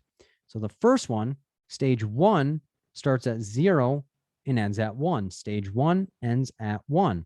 Trust versus mistrust is from 0 to 1 years old. Stage 2 is between 1 and 3. Stage 2, autonomy versus shame, is from 1 to 3 years old. Stage 3 starts at 3 and ends on the double, because stage 3, initiative versus guilt, is from 3 to 6 years old. Stage 4, industry, starts at 6 and breaks at 12. Industry versus inferiority, stage 4, starts at 6 and breaks at 12. Stage 5, adolescence, is when identity is confusing. Identity versus role confusion. So that adolescent age from 12 to 18 years old could be a confusing time. Stage 6, 18 to 40, is a lovely time to isolate. So intimacy versus isolation from 18 to 40 years old, because it's a lovely time to isolate. Stage 7, if you generate enough from 40 to 65, you can retire. Generativity versus stagnation is from 40 to 65 years old. And stage 8, at 65, if you have integrity, you can avoid despair. So those are different ways to not just memorize and identify the ages, but be able to recognize and apply the different intricacies of the stages as well as the ages.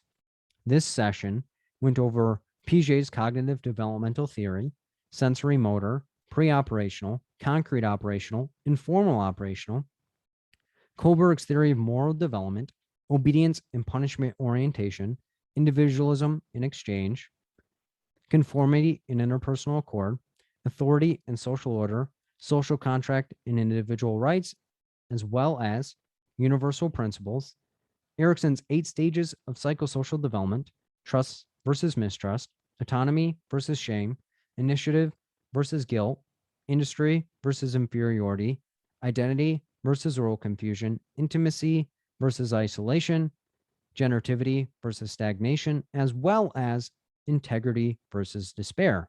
You do not need to memorize everything, but simply be able to recognize and apply the information to go into the exam and kick it directly in the chest to get the job done.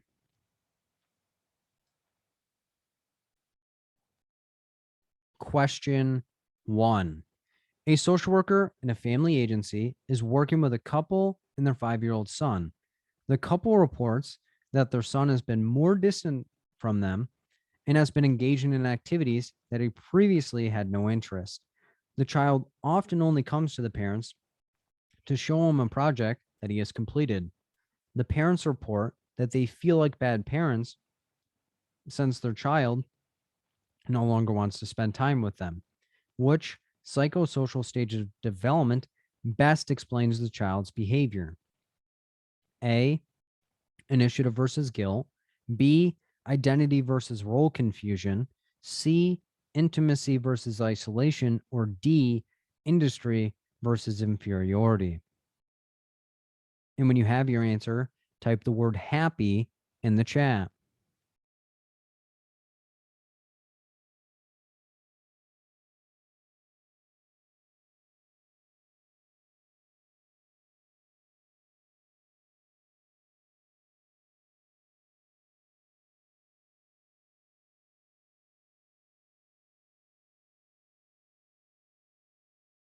Opening the polls.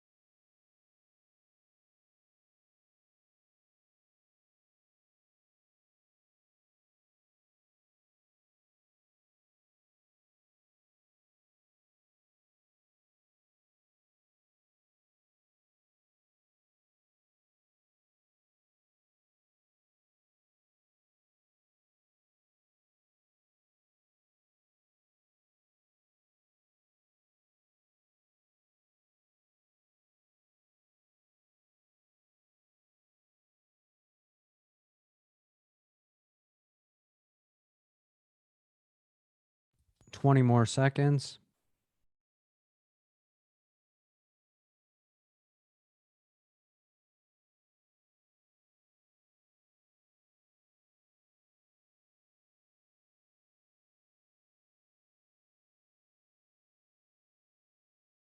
Shutting down the polls. The majority think it is A. Second place is D. Third place is B. Fourth place is C. Let's look at it. We're a social worker in a family agency. So that's who we are and where we are at. We're working with a couple and the 5-year-old son. So they're both our client system. For now, the couple reports, so half of our client system, that their son has been more distant from them and he has been engaged in activities that he previously had no interest in. The child often only comes to the parents to show them a project that he has completed. So that is the behavior he's doing. The parents report, again, half of our client system, that they feel like bad parents since their child no longer wants to spend time with them. Which stage of psychosocial development best explains the child's behavior? Let's break down each psychosocial stage based on the age, compare back to the question, and see which stage describes what's going on in the question. A, initiative versus guilt, is going to be from 3 to 6 years old. B, identity versus role confusion, is going to be 12 to 18 years old. C, intimacy versus isolation, is going to be 18 to 40 years old. And then D, industry versus inferiority, is going to be 6, 12 years old. So let's look back at the question to see what we're looking at in particular. So quick review: social worker, family agency, couple, 5-year-old son. So they're both of our client systems. So the parents report, so half of our client system, that their son has been more distant from them, has been engaging in activities that he previously had no interest. And the child often only comes to them to show them a project that he has completed. The parents report, so again, half of our client system, that they feel like bad parents since their child no longer wants to spend time with them. So keep all that in mind as we go through each answer choice. So right off the bat, we are going to rule out C. Why? Because the child is not trying to develop intimate relationships outside of their family unit. Why? Because they're only 5 years old and they're not talking about developing intimate relationships. So intimacy versus isolation would be if the child is developing intimate relationships outside of the family. We're also going to rule out B. Why? Because this 5-year-old's not trying to identify what they would like to do for the rest of their life, and they're not also confused on what they particularly need to be doing. So if we look back at the question, the 5-year-old has been more distant from their parents and engaging in activities that they previously had no interest. So again, they went from being all about their parents to now going and taking initiative within their environment in order to then identify what they particularly like. So now we have to ask ourselves if they're taking initiative, or are they in the industry punching the clock and collaborating with other children? So then we can also look back and it says the child only comes to the parents when the projects are completed. So that way, the child has been able to count on their parents and or caregiver to take care of their needs within the environment. So therefore, the child is often only coming to the parents to show them that they've completed something. Therefore, are they collaborating with other children and then accomplishing things on their own? Or are they taking an initiative, doing things on their own, and then getting feedback from their parent and or caregiver? So for that reason, we're going to rule out D. Why? Because industry, think of that assembly line. That's where they're collaborating with other children to accomplish a particular goal.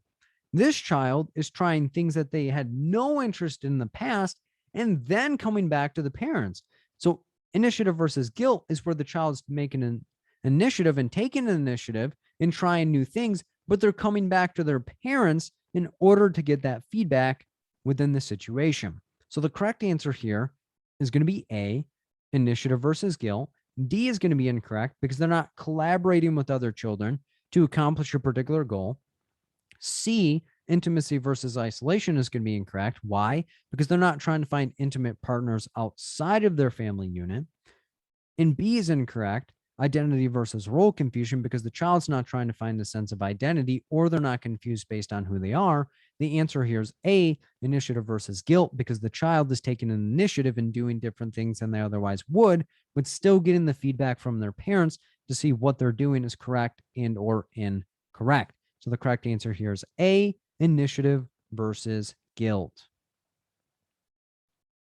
So that's how we look at that question in particular.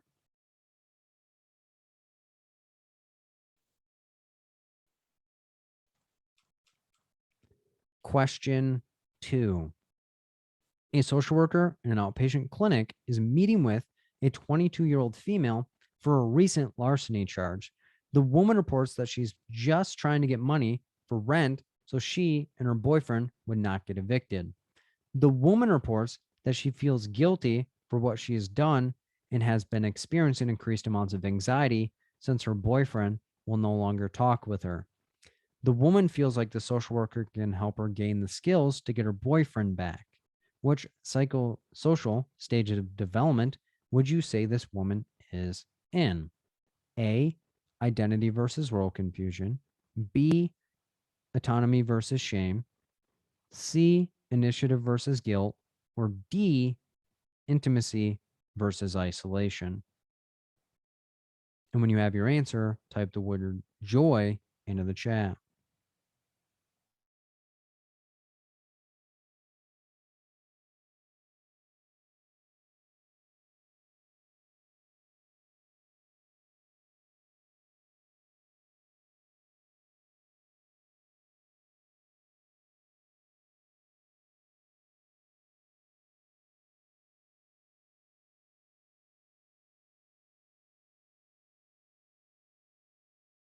Opening the polls.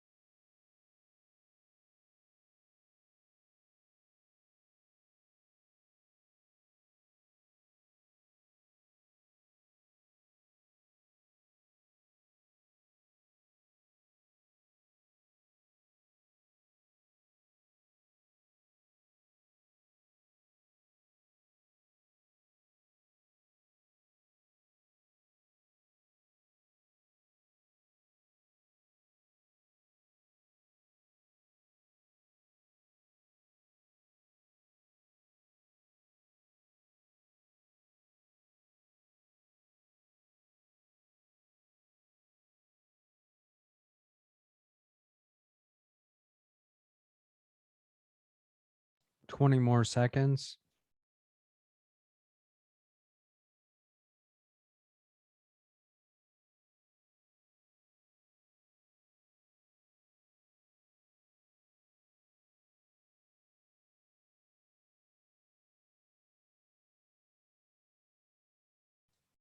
Shutting down the polls. The majority think it is D. Second place is C. Third place is B. Fourth place is A. Let's look at it.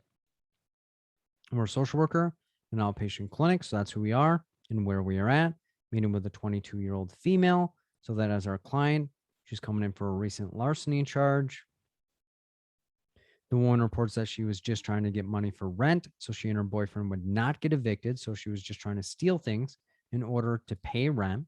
The woman reports that she feels guilty for what she has done and has experienced increased amounts of anxiety. So she has some remorse, and it's predicated since her boyfriend will no longer speak with her. So it's based on the fact that the boyfriend will no longer speak with her. The woman feels like the social worker can help her gain the skills to get her boyfriend back. So that's the entire reason why she's coming into services. Which psychosocial stage of development would you say this woman is in? So let's define each stage based on the age and allow for the specifics of the stage to connect back to the question. A, identity versus role confusion is going to be 12 to 18 years old. B, autonomy versus shame is going to be 1 to 3 years old. C, initiative versus guilt is going to be 3 to 6 years old. D, intimacy versus isolation is going to be 18 to 40 years old. Let's look back at the question to see what we're looking at in particular. So, quick review. Social worker outpatient clinic, 22-year-old female, recent larceny charge. The woman reports that she was just trying to get money for rent so she and her boyfriend would not get evicted. The woman reports that she feels guilty for what she has done and has been experiencing increased amounts of anxiety since her boyfriend will no longer talk with her.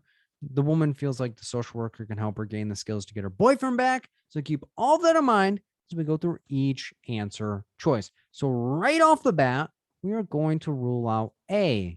Why?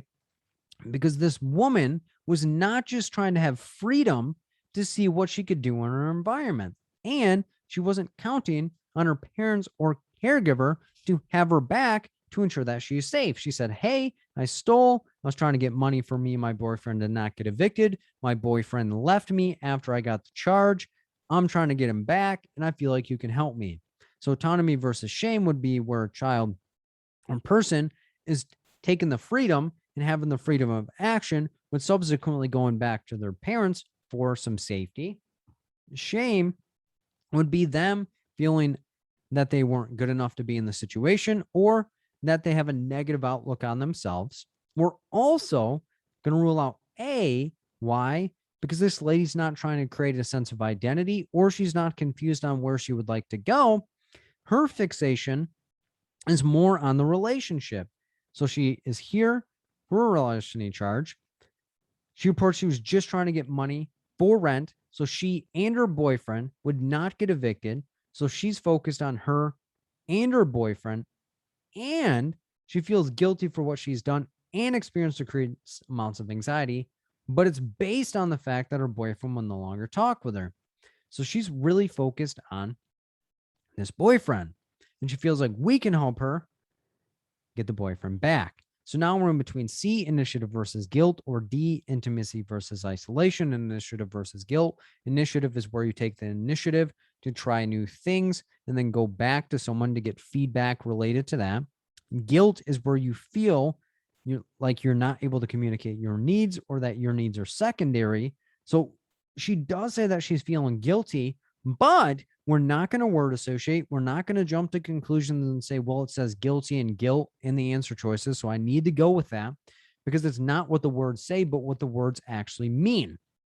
D, intimacy versus isolation is intimacy is where you try to find an intimate partner outside of your family. Isolation is where you're isolating from other people because you don't feel good enough or you get into abusive relationships or relationships where the person's trying to use you.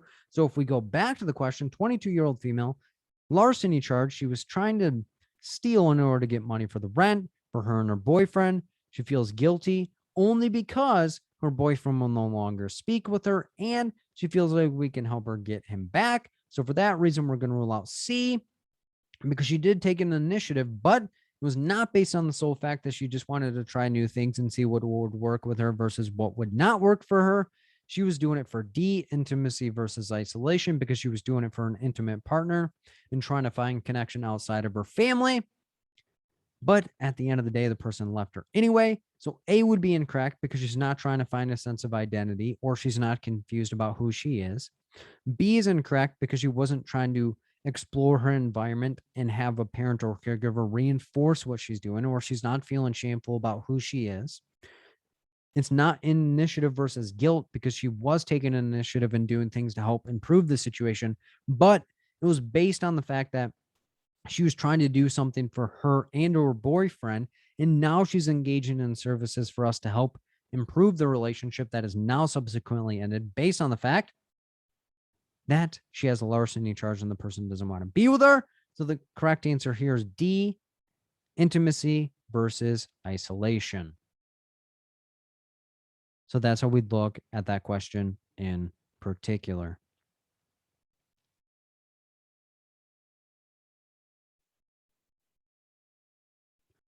Question 3. A social worker in a private practice is meeting with a 25-year-old female to help improve her depressive symptoms. The woman reports that she has a history of injecting heroin and cutting herself to cope with her depressive symptoms. The woman reports that she does not feel like anyone cares about her. The woman would like to identify ways to improve her mood and to find my purpose in life. Which psychosocial stage of development best explains the woman's situation? A, trust versus mistrust. B, identity versus role confusion. C, intimacy versus isolation. Or D, generativity versus stagnation. And when you have your answer, type the word tricky in the chat.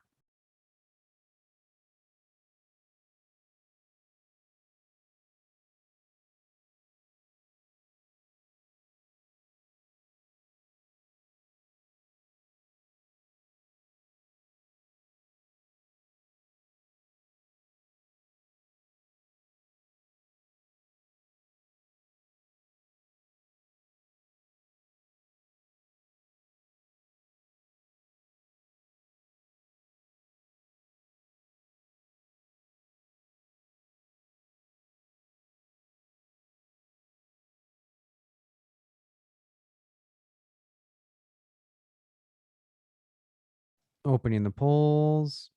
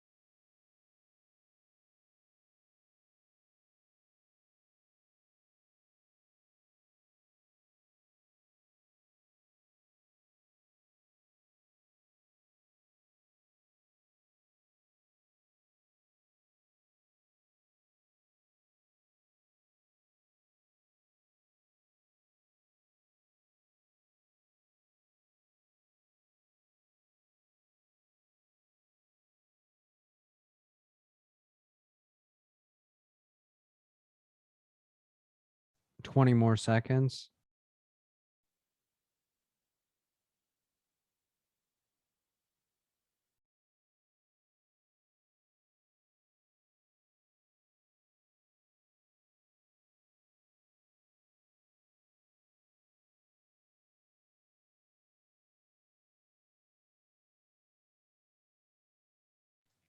Shutting down the polls. The majority think it is B. Second place is C. Third place is D. Fourth place is A. Let's look at it.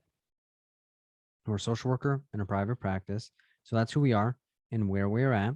We're meeting with a 25-year-old female. So that is our client to help improve her depressive symptoms.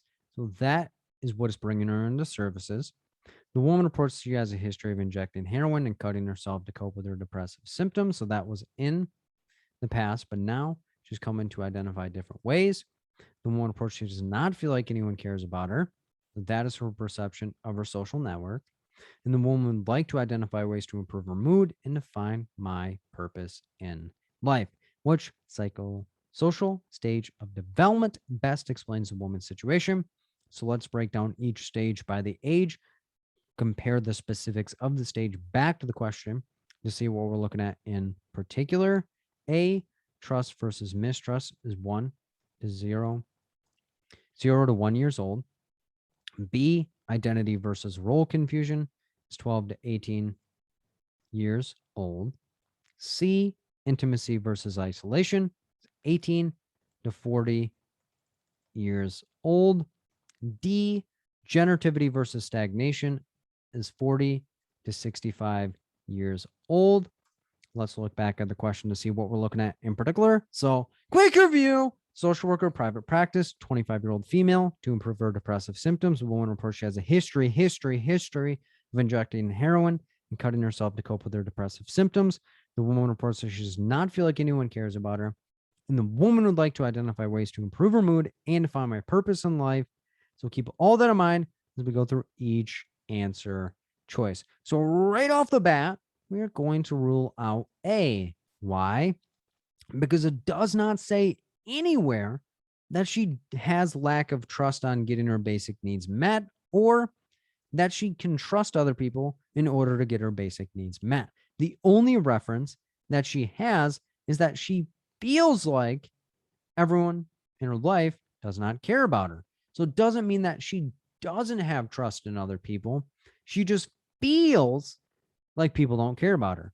So feelings aren't really facts within the situation. So she feels like no one cares about her, but it does not 100% guarantee that. We're also going to rule out D. Why? Generativity versus stagnation. Generativity would be where she's trying to generate more and would have a purpose and be trying to give it back. Stagnation would be that she has an ideal of where she thinks that she should be, but she's not satisfying those needs. But if we look back at the question, she says, I'm trying to find my purpose in life. So she has no idea what she particularly would like to do. So generativity versus stagnation would require that she has an idea of what she would like to do, and either she's striving and driving towards it, or she's stagnant and not achieving the goals that she would have in her mind.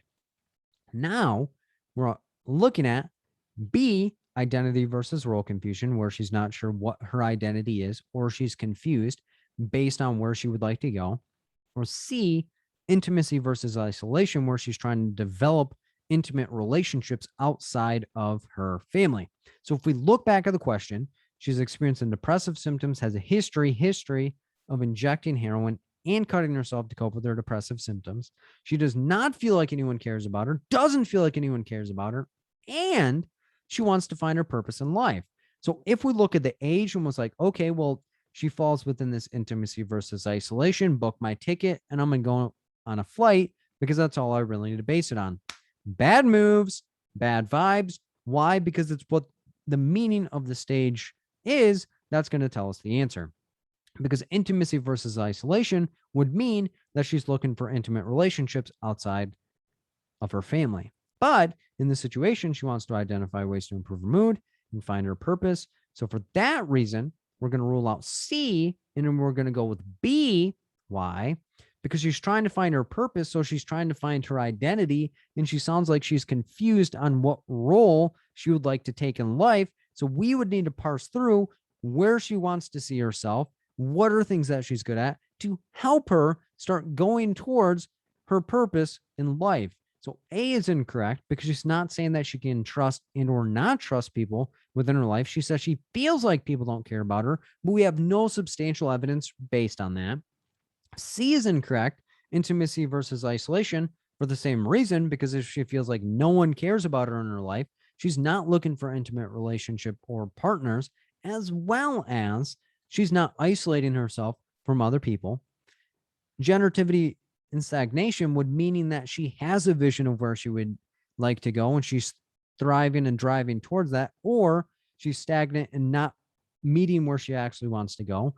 So the correct answer here is B, identity versus role confusion. So do not let the age make you determine what stage somebody is in, because again, people can have fixations or be stuck in particular stages depending on the presentation of their life. So the correct answer here is B, identity versus role confusion. That's how we look at that question in particular.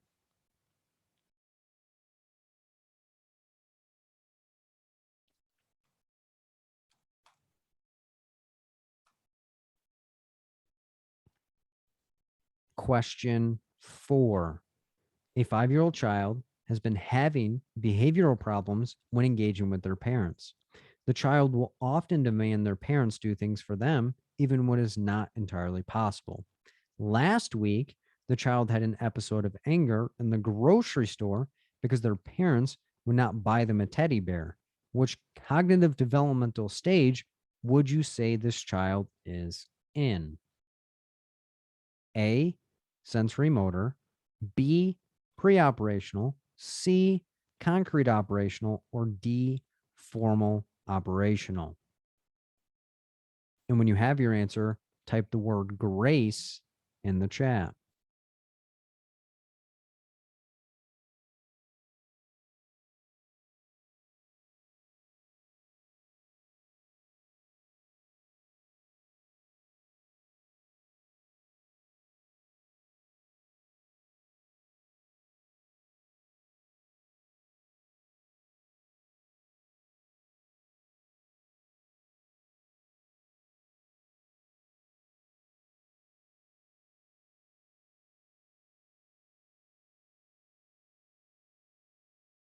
Opening the polls.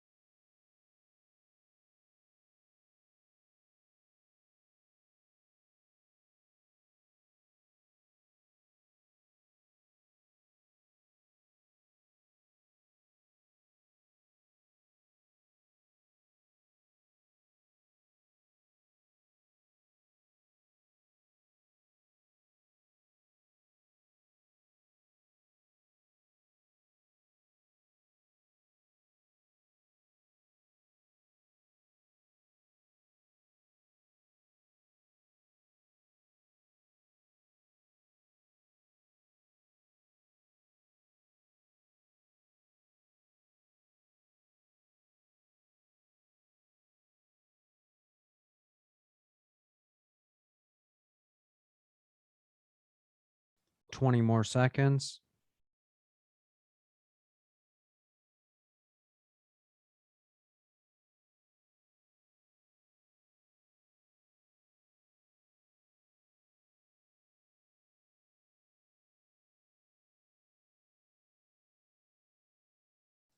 Shutting down the polls. The majority think it is B. Second place is C. Third place is A. Fourth place is D. Let's look at it.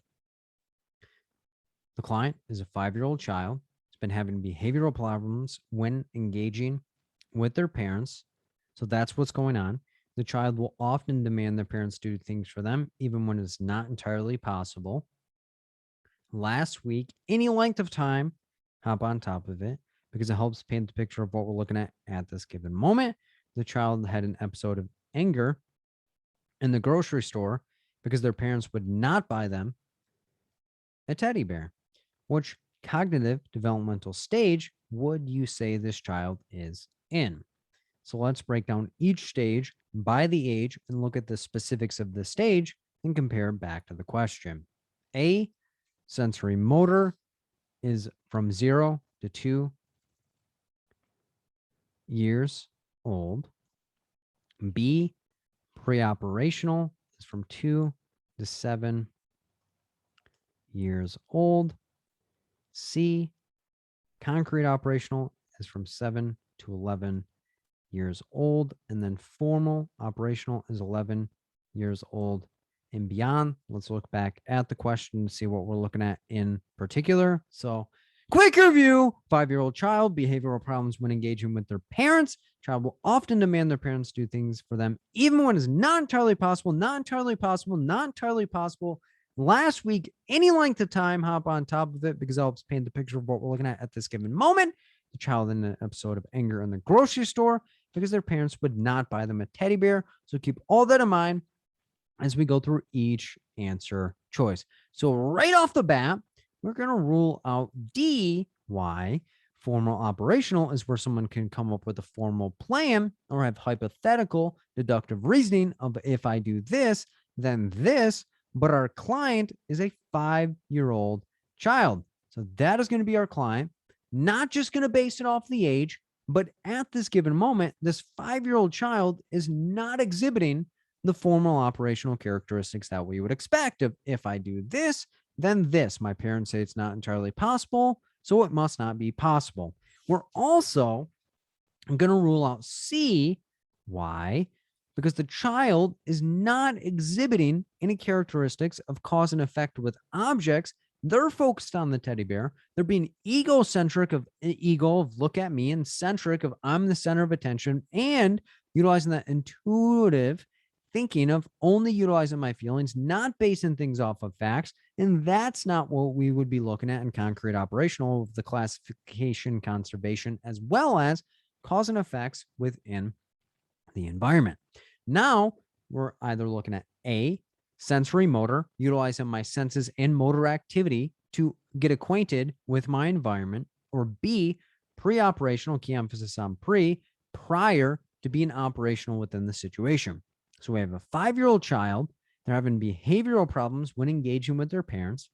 The child will often demand their parents do things for them, even when it's not entirely possible. Therefore, it's like, okay, so they're demanding more out of their parents than could possibly happen. And then what happened last week? That an episode of anger in the grocery store based on the fact that their parents would not buy them a teddy bear. So it's egocentric of like, everything is about me. Intuitive type thinking of I'm going to express my anger regardless of the facts that you give to me. So for that reason, we're going to rule out A, sensory motor, because they're not utilizing their senses and motor activity to get acquainted to the environment. They're prior to becoming operational because they're egocentric about things about me, and that intuitive type thinking of I'm going to express my thought process based on my feelings rather than cognitive thoughts. So for that reason, the correct answer here is B. In this question, and did fall within the age range, but it's more important that it met the characteristics of the actual stage. So A is incorrect because it's not based on the sort of senses and motor activity of the child to explore their environment. It's not C, concrete operational, because it's not cause and effect based on objects or a concrete block, as well as there's no conservation or classification within in the question. And D, formal operational would be where they had a formal plan and were able to have hypothetical deductive reasoning and have cause and effect within the situation. This 5-year-old child is exhibiting that egocentric of everything is about me. I want this teddy bear and I don't give a crap about what you're saying at this moment. So the correct answer here is B, pre-operational. So that's how we look at that question in particular.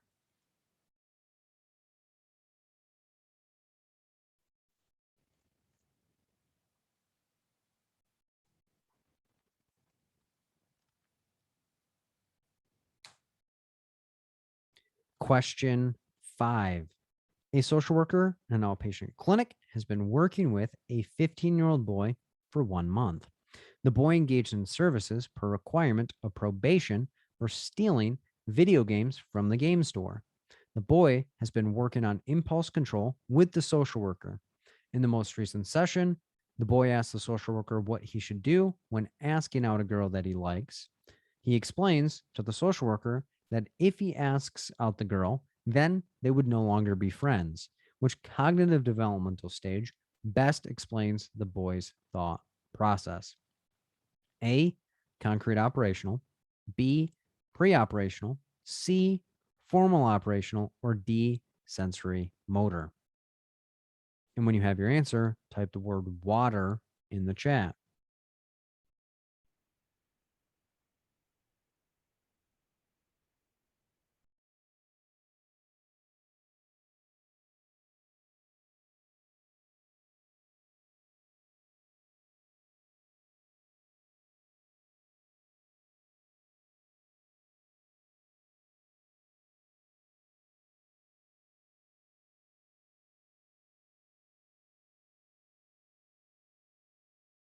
Opening the polls.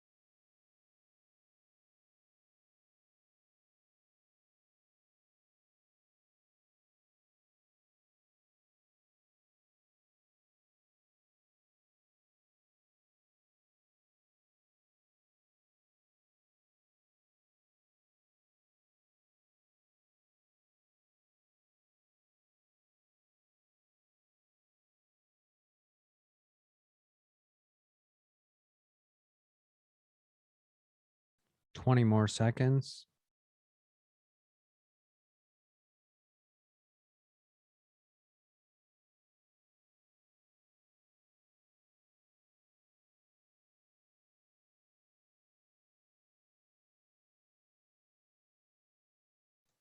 Shutting down the polls. The majority think it is C. Second place is A. Third place is D.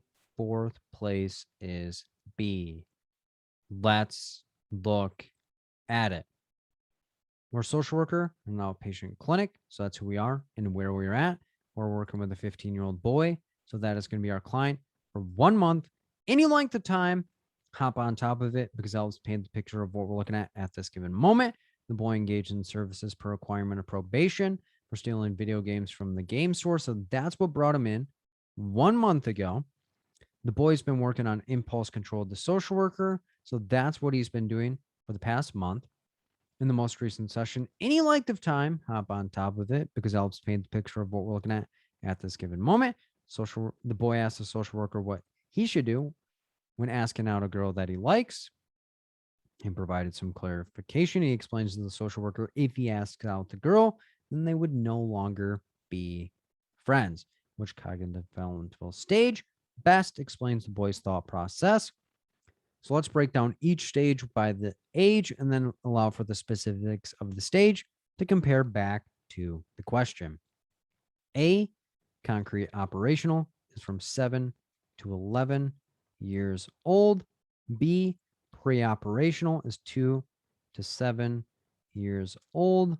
C, formal operational, is 11 years old and beyond.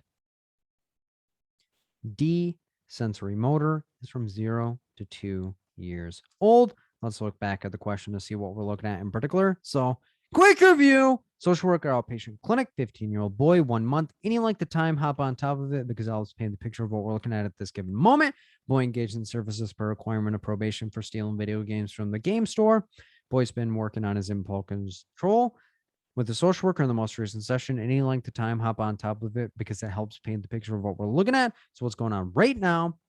And the boy asks the social worker what he should do when asking out a girl that he likes. He explains to the social worker, if I ask her out, then we would no longer be friends. So keep all that in mind as we go through each answer choice. So right off the bat, we will rule out D, sensory motor, because this 15-year-old boy is not utilizing his senses or motor activity to explore his environment. So that would be ruled out. And again, keeping in mind that our client is a 15-year-old boy, we're also going to rule out B.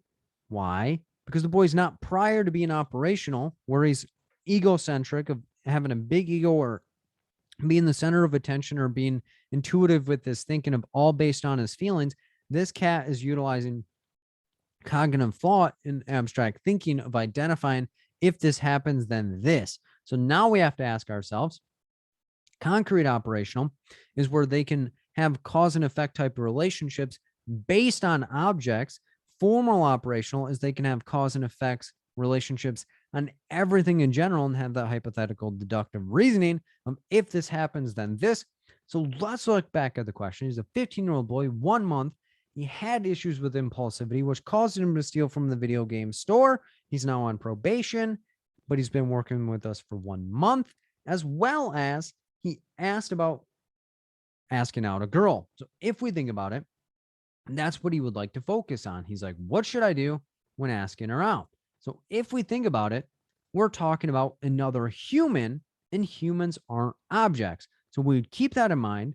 And he explains, if I ask them out, then we will no longer be friends. So that is a key thing, is we're talking about a human and he has the hypothetical deductive reasoning. So for that reason, we're going to rule out A, because concrete operational is a cause and effect type of relationship with objects. Humans aren't objects. So the girl he's talking about is not an object. So he's not talking about a cause and effect relationship about an object, which would be concrete. Concrete operational, concrete block. It is an object, as well as talking about conservation, classification. So therefore, we would not be looking at concrete operational. We'd be looking at C, formal operational, because he's coming up with a formal plan. If I ask her out, then we may not be friends, having that hypothetical deductive reasoning, having a hypothesis of corresponding and not having to directly interact and identify what's particularly going on. So A is going to be incorrect. And it's a very, very close second. But concrete operational is where you're able to become operational related to objects. So you're having cause and effect relationships with objects. This female that he's communicating about is not an object. B is incorrect because it's not prior to being operational, because he does not have that egocentric type thinking or intuitive type thinking of everything is about me, or I'm basing it entirely off of my feelings with no facts, because he's presenting facts in the question. And D's incorrect, sensory motor, because he's not utilizing his senses or motor activity to explore his environment. So the correct answer here, C, formal operational. So that's how we look at that question in particular.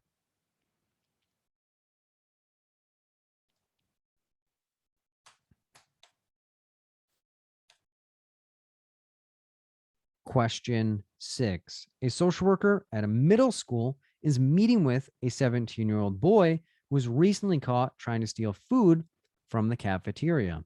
The boy reports that his family does not have a lot of money and that he was stealing to help and provide food for his family. The boy understands that stealing is wrong, but also feels like his family's health is more important than following the rules. Which stage of moral development best explains the boy's concerns? A, authority and social order. B, social contract and individual rights. C, universal principles. Or D, individualism and exchange. And when you have your answer, type the word Michigan in the chat.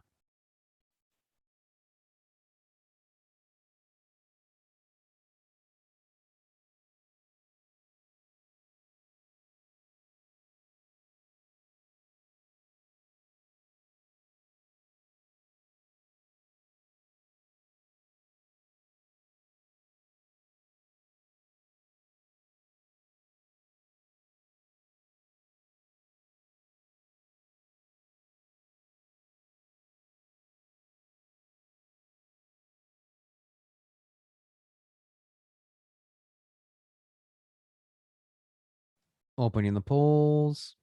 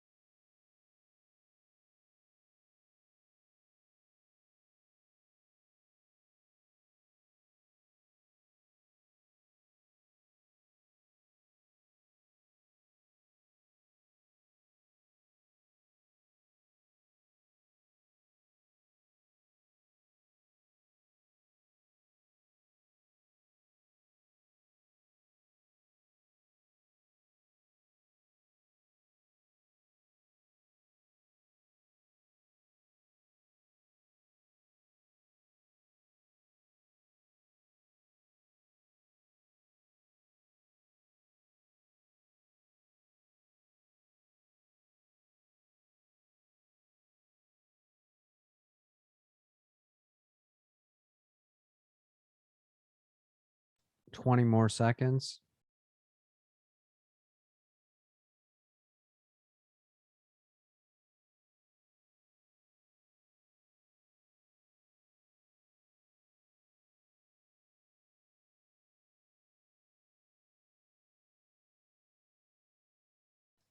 Shutting down the polls. The majority think it is B. Second place is D. Third place is A. Fourth place is C. Let's look at it. We're a social worker at a middle school. So that's who we are and where we are at. We're meeting with a 17-year-old boy. So that is the client who was recently caught trying to steal food from the cafeteria. The boy reports, so our client is directly telling us that his family does not have a lot of money and that he was stealing to provide food for his family. So that was the reasoning for his stealing. The boy understands that stealing is wrong, but also feels like his family's health is more important than following the rules. Which stage of moral development best explains the boy's concerns? Let's break down each stage of moral development and compare back to the question to see what we're looking at in particular.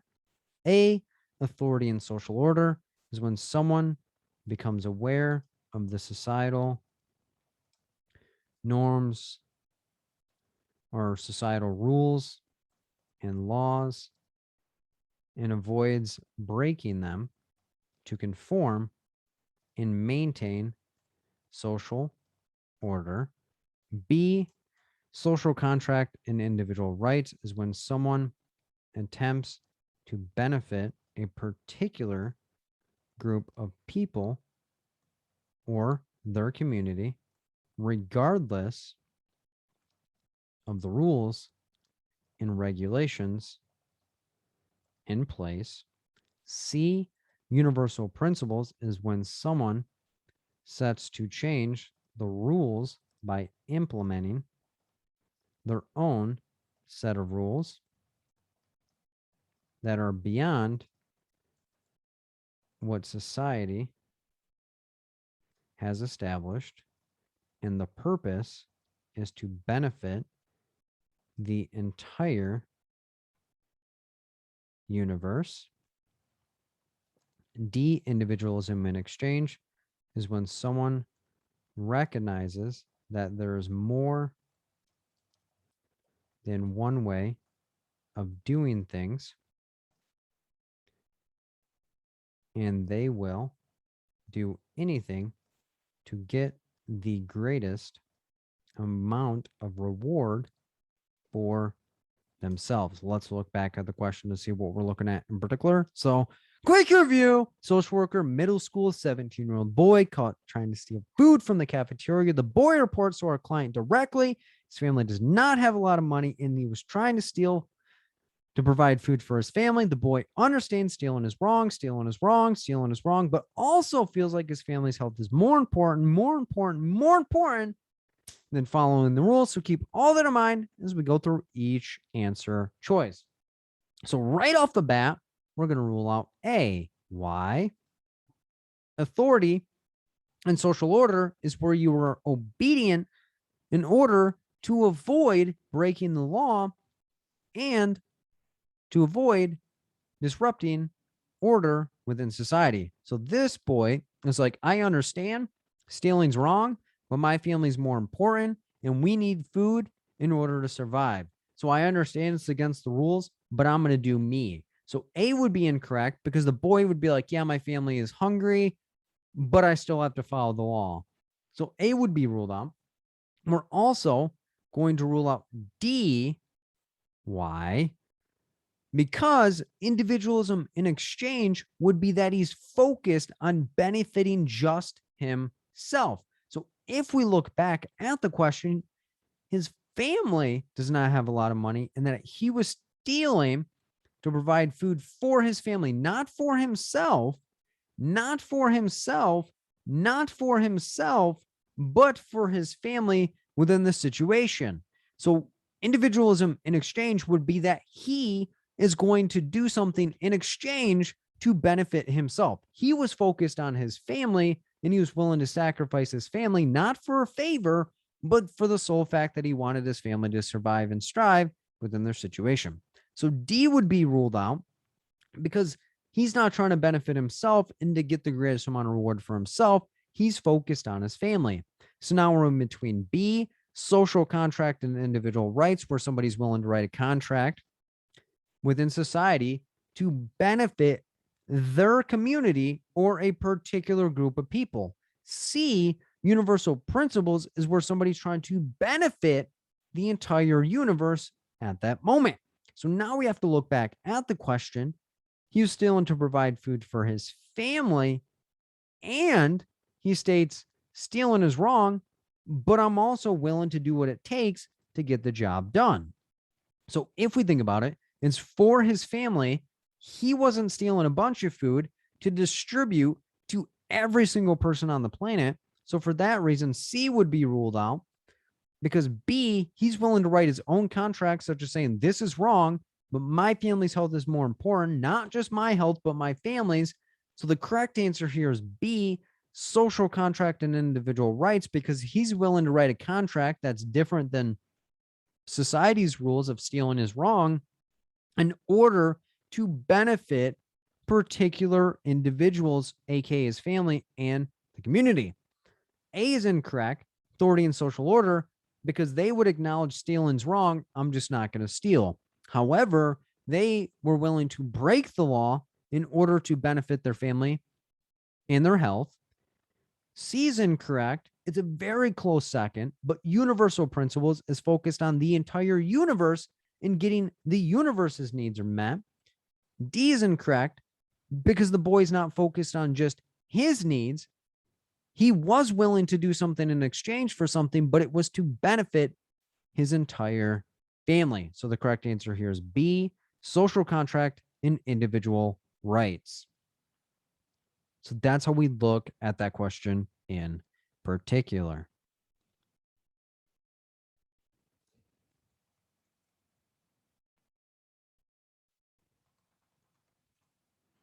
Question 7. A social worker is meeting with a 24-year-old female who reports feeling excessive amounts of anxiety while at work. The woman reports that she accepted additional job responsibilities because one of her supervisors that she likes asked her to do so. The woman reports that she did not know how much extra work it would cause her to do, but did not want to miss out on any additional benefits that she could get from helping out her supervisor. Which stage of moral development best explains the woman's behavior? A, individualism and exchange. B, authority and social order. C, social contract and individual rights. D, conformity and interpersonal accord. And when you have your answer, type one thing that you're looking forward to next week.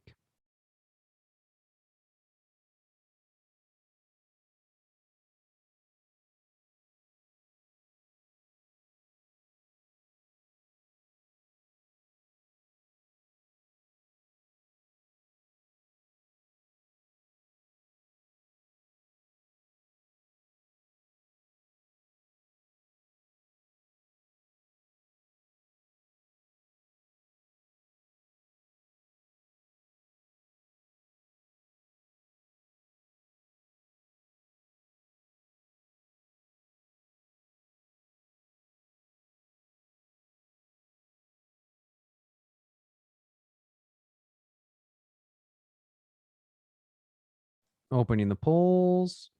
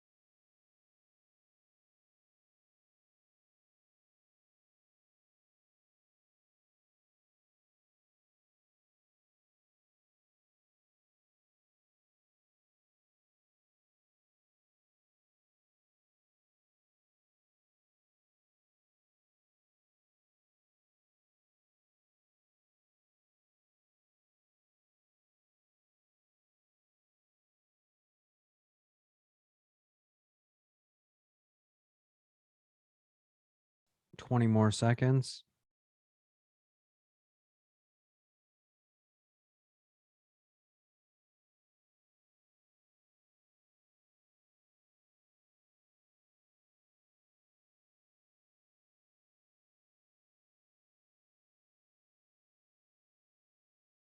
Shutting down the polls. The majority think it is A. Second place is D. Third place is B and C. Let's look at it. A social worker is meeting with a 24-year-old female. So that's who we are and who our client is. They report having excessive anxiety while at work. So that's what's bringing them into the services. The woman reports that she accepted additional job responsibilities because one of her supervisors that she likes asked her to do so. The woman reports that she did not know how much extra work it would cause her to do, but did not want to miss out on any additional benefits that she could get from helping out her supervisor. Which stage of moral development best explains the woman's behavior? Let's break down each stage and compare it back to the question to see what we're looking at in particular. A, individualism in exchange is when someone recognizes that there is more than one way of doing things and that they will do anything to get the greatest amount of reward for themselves. B, authority and social order is when someone becomes aware of the societal rules and laws and avoids breaking them to conform and maintain social order. C, social contract and individual rights is when someone attempts to benefit a particular group of people or their community, regardless of the rules and regulations set in place. D, conformity and interpersonal accord is when someone will avoid doing a particular behavior for fear that they will be isolated and or rejected by a particular group of people. Let's look back at the question to see what we're looking at in particular. So, quick review. Social worker, 24-year-old female, reports excessive amounts of anxiety while at work. Reports she's accepted additional job responsibilities because one of her supervisors that she likes asked her to do so. The woman reports that she did not know how much extra work it would cause her to do, but did not want to miss out on any additional benefits that she could get from helping out her supervisor. So keep all that in mind as we go through each answer choice. So right off the bat, we're going to rule out B. Why? Because nowhere in the question does it talk about the possibility of breaking the rules and or laws of society. So B is ruled out because no one's going to kick in the front door of this person's agency and say, hey, you're trying to benefit yourself off of something based on the fact that your supervisor told you you're now going to be incarcerated based on this. So bad moves, bad vibes. We're also going to rule out C. Why? Because she's not writing a contract in order to benefit a particular group of people or a community in order for them to get their needs met, because society is not satisfying their needs. Why? Because it's a singular person and it's not an entire group of people. Now we're in between A, individualism in exchange, where they're trying to benefit themselves in exchange for something to get the greatest amount of reward for themselves, or D, conformity and interpersonal accord, where they're conforming to a particular group of people for acceptance. So let's look back at the question to see what we're looking at in particular. 24-year-old female, excessive amounts of anxiety. She accepted additional job responsibilities because one of the supervisors she's liking told her to do so. So that may be conformity and interpersonal accord. Somebody asks you to do something, you do it in order to maintain the relationship. However, we got to keep driving the car until the end of the track. She did not know how much extra work it would cost her to do, but did not want to miss out any additional benefits that she could get.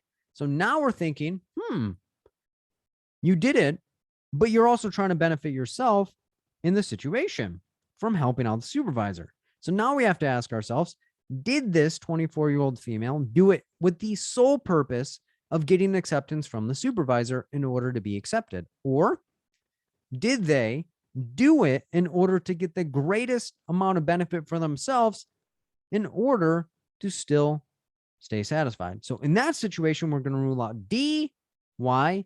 Because our client is trying to get the greatest amount of benefit that they possibly can from helping the supervisor. They did not help the supervisor because they wanted to or they thought it was a good idea. They said, man, I thought this would be easier, but I'm still going to go through with it because I need the greatest amount of benefit for myself.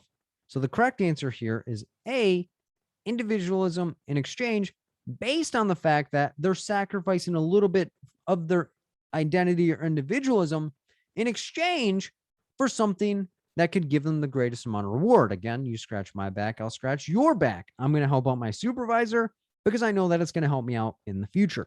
So B is incorrect, authority and social order, because they did not break any laws or rules of society where they could become incarcerated. C is incorrect because they're not writing a contract in order to benefit a particular group of people because society is not satisfying that need.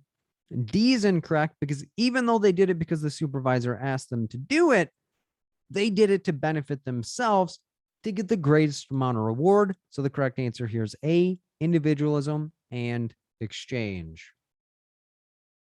So that's how we look at that question in particular.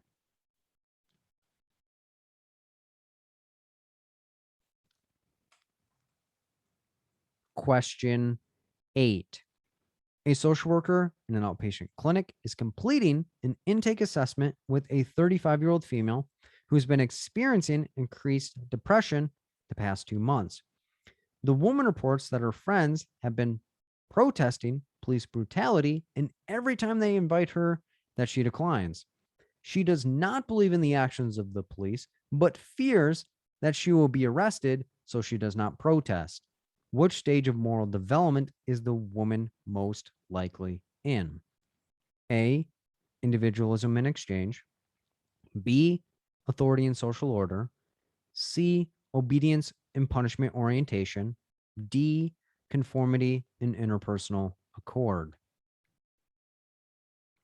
And when you have your answer, type one positive thing about yourself in the chat.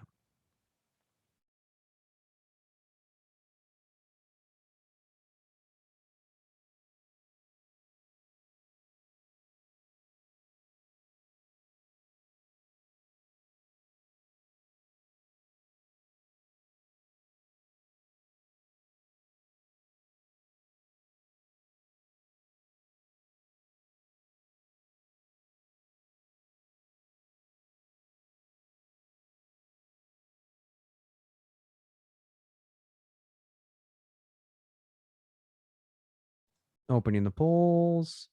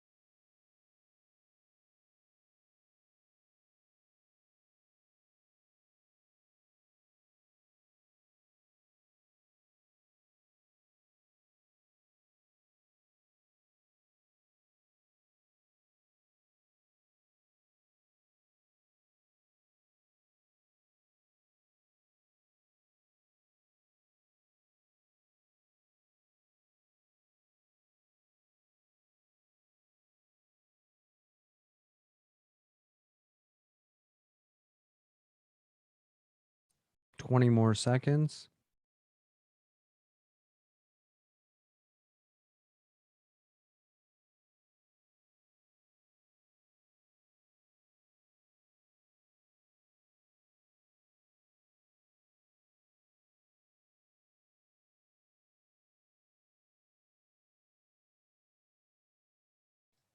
Shutting down the polls.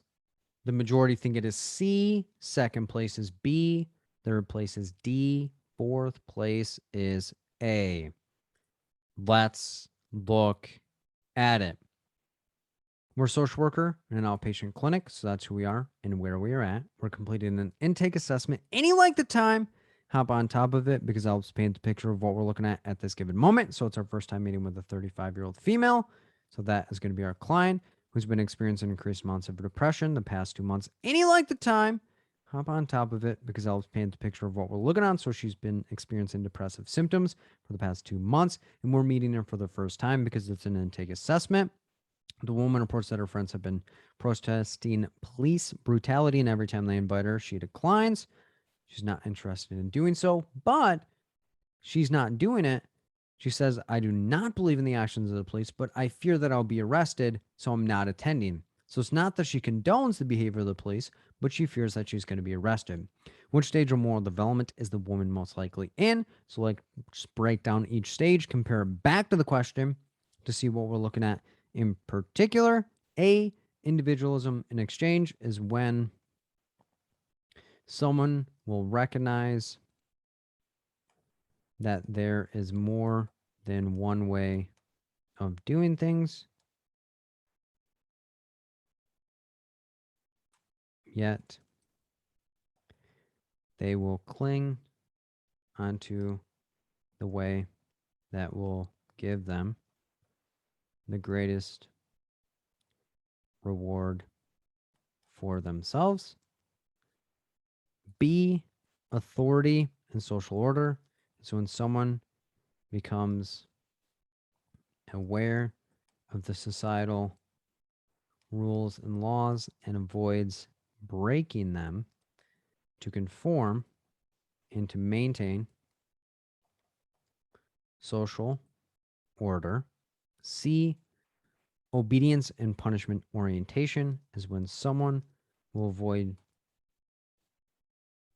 doing a particular behavior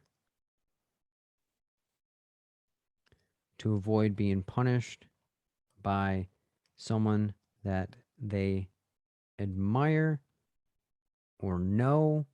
C, conformity and interpersonal accord is when someone will avoid doing a particular behavior in fear of being rejected and or isolated by a particular group of people. Let's look back at the question to see what we're looking at in particular. So, quick review. Social worker outpatient clinic completed an intake assessment. Any length of time, hop on top of it because it helps paint the picture of what we're looking at this given moment. So it's our first time meeting a 35-year-old female, experiencing increased amounts of depression, past 2 months. Any length of time, hop on top of it because it helps paint the picture of what we're looking at.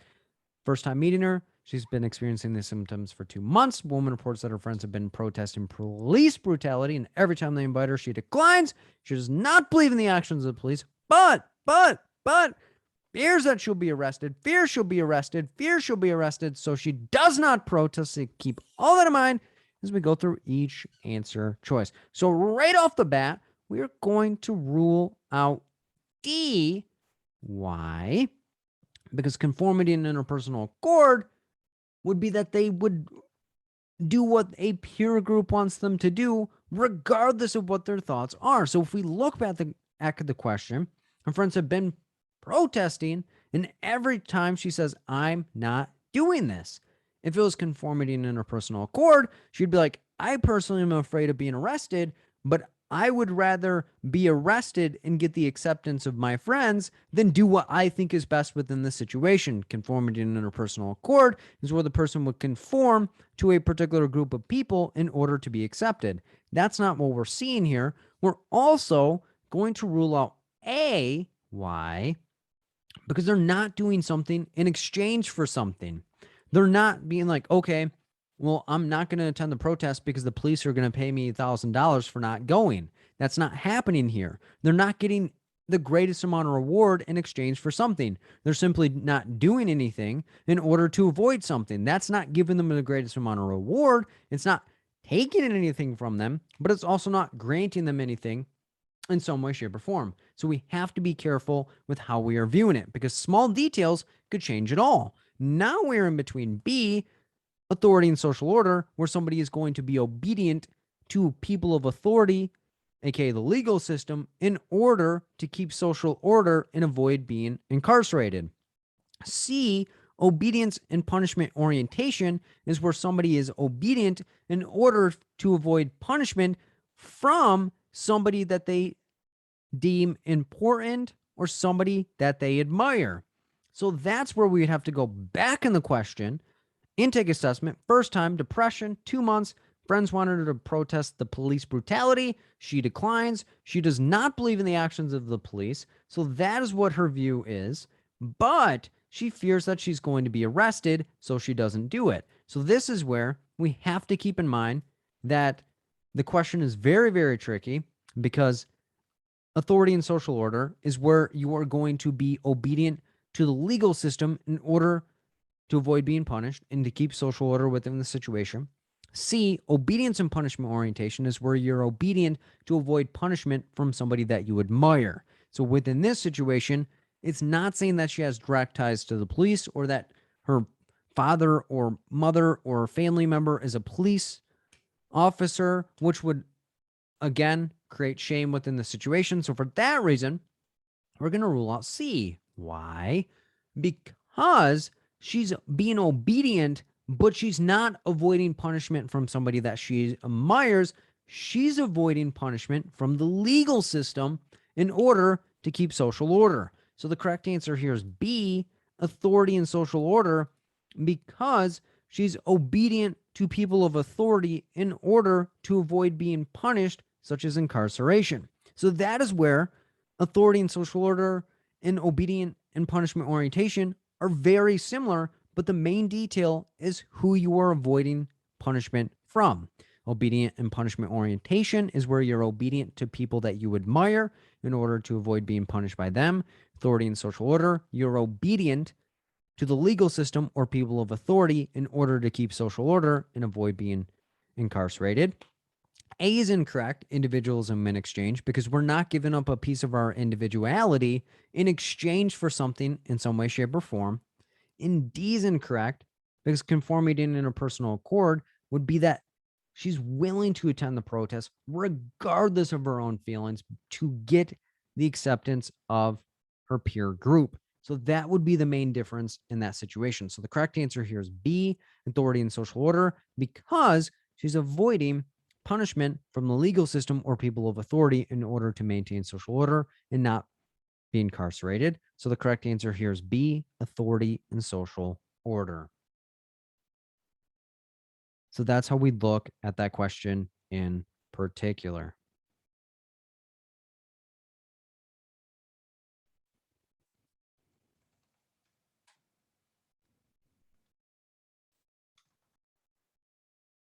Question 9. A social worker working at a high school meets with a 16-year-old boy who is referred by his teacher for making fun of another classmate for messing up during a presentation. The boy reports that he feels super guilty and embarrassed for making fun of his classmate. The boy begins discussing how all of his friends are going to think he's a bully and how they will no longer want to be around him. The boy reports that he struggles with impulse and often finds himself getting into trouble. Which stage of moral development best explains the boy's concerns? A, obedience and punishment orientation. B, conformity and interpersonal accord. C, authority and social order. Or D, social contract and individual rights. And when you have your answer, type one thing that you're blessed to have in your life right now.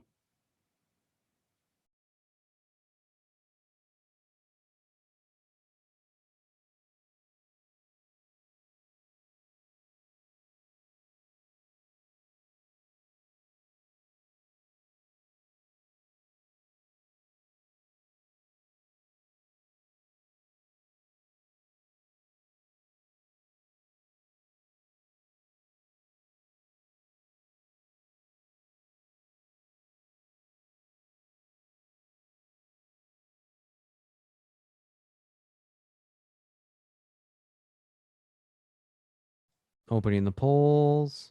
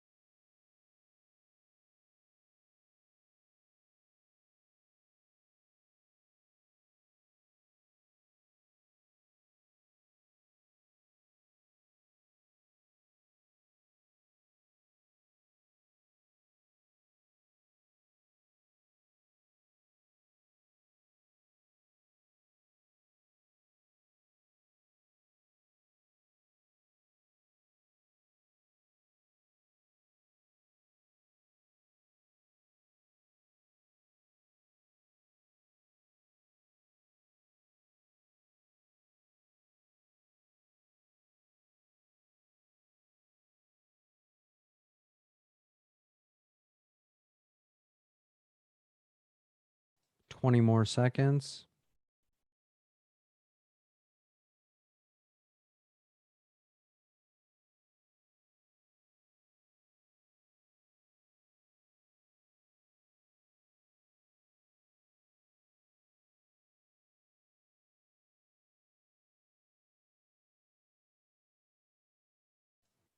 Shutting down the polls. The majority think it is B. Second place is A. Third place is C. Fourth place is D. Let's look at it. We're a social worker working at a high school. So that's who we are and where we are at. Meeting with a 16-year-old boy. So that is our client who's referred by his teacher. So that is why he's coming in for making fun of another classmate for messing up during our presentation. The boy reports are directly from our client that he feels super guilty and embarrassed for making fun of his classmate. And the boy reports and begins discussing how all of his friends are going to think he is a bully and how they no longer want to be around him. So he feels guilty, but also based on the fact that he feels like his peer group may isolate him. So the boy reports that he struggles with impulse and often finds himself getting into trouble. Which stage of moral development best explains a boy's concerns? So let's break down each stage, compare back to the question to see what we're looking at in particular. A, obedience and punishment orientation is when someone will avoid doing a particular behavior to avoid being punished by someone that they know or admire. B, conformity and interpersonal accord is when someone will avoid doing a particular behavior in fear of being rejected and or isolated by a particular group of people. C, authority and social order is when someone becomes aware of the societal rules and laws and avoids breaking them to conform and to maintain social order. B, social contract and individual rights is when someone will attempt to benefit a particular group of people or their community, regardless of the rules and regulations set in place. So let's look back at the question to see what we're looking at in particular. So quick review, social worker, high school, 16-year-old boy. So that's who we are and where we are at, referred by his teacher, not coming on his own motivation. He was referred by the teacher for making fun of another classmate for messing up during a presentation. The boy reports, so directly from our client, that he feels super guilty and embarrassed for making fun of his classmates. The boy begins discussing how all of his friends are going to think he's a bully and how they will no longer want to be around him. And the boy reports that he struggles with impulse and often finds himself getting into trouble. So keep all that in mind as we go through each answer choice. So right off the bat, we're going to rule out C. Why? Because it's not talking about him being obedient in order to avoid punishment by the legal system in any way, shape, or form. And he's not trying to maintain social order. If anything, he was degrading someone, which reduced the likelihood that there was order within the classroom because he made fun of somebody that messed up. So C would be ruled out. We're also going to rule out D because social contract and individual rights is where somebody's writing a contract to benefit a particular group of people or their community. And this person is not doing any of that.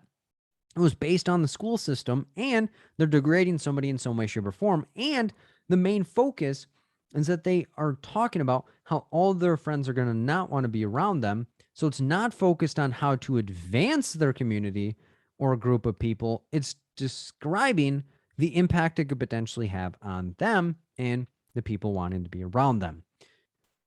Now we are in between A, obedience and punishment orientation, where somebody's obedient in order to avoid punishment from a particular person they know and or admire, or B, conformity and interpersonal accord, someone avoiding doing a particular behavior in order to get acceptance. So they'll do whatever a peer group tells them to do in order to be accepted by that group of people. So now let's look back at the question. We're in a high school, 16-year-old boy, forward, we're making fun of a classmate during a presentation. So as we stated, that's not really bringing anyone up. It's actually dragging people down. He feels super guilty and embarrassed for making fun of the classmate. And he feels like all of his friends are going to think he's a bully, no longer want to be around him. So is he focused on the punishment of what he received of like, man, I feel super guilty because I'm going to be punished and now I'm going to be deemed as a bad person? Or are they thinking like, man, no one's really going to want to be around me. I'm going to be socially isolated, in all of those different intricacies within that. So if we think about it, they're not really talking about the punishment. They're more focused on the future of what the potential impact could be. So for that reason, we're going to rule out A, because they're not really saying like, hey, I'm trying to avoid punishment within this situation. I have impulse. I just shot from the hip and made fun of somebody for messing up during a presentation. And now my friends are going to think I'm a bully and a bad person, and they are no longer going to want to be around me.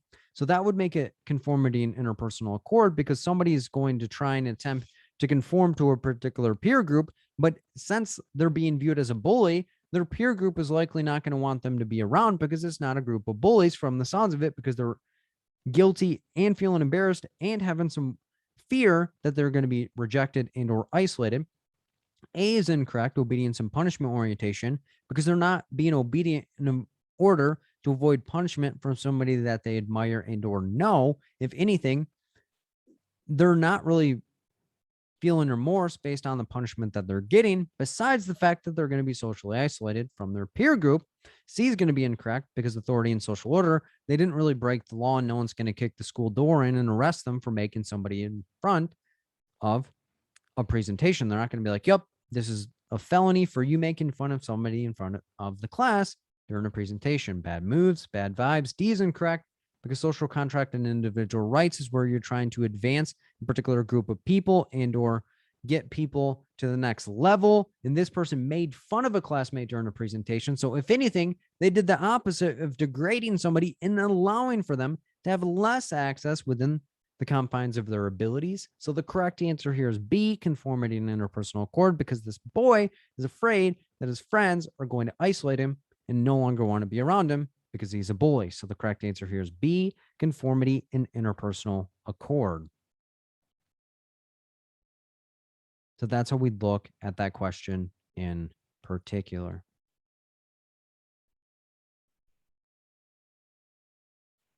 Question 10.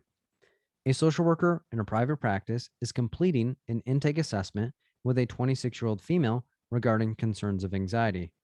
The woman reports that she finds it difficult to keep her thoughts straight and at times will have panic attacks, yet is unable to identify any triggers. The woman reports that she feels like she is letting everyone in her life down and that she compares herself with her friends and feels inferior. Which psychosocial stage of development best explains the woman's situation? A, identity versus role confusion. B, trust versus mistrust. C, intimacy versus isolation. D, generativity versus stagnation. And when you have your answer, type one thing that you gained from the session tonight.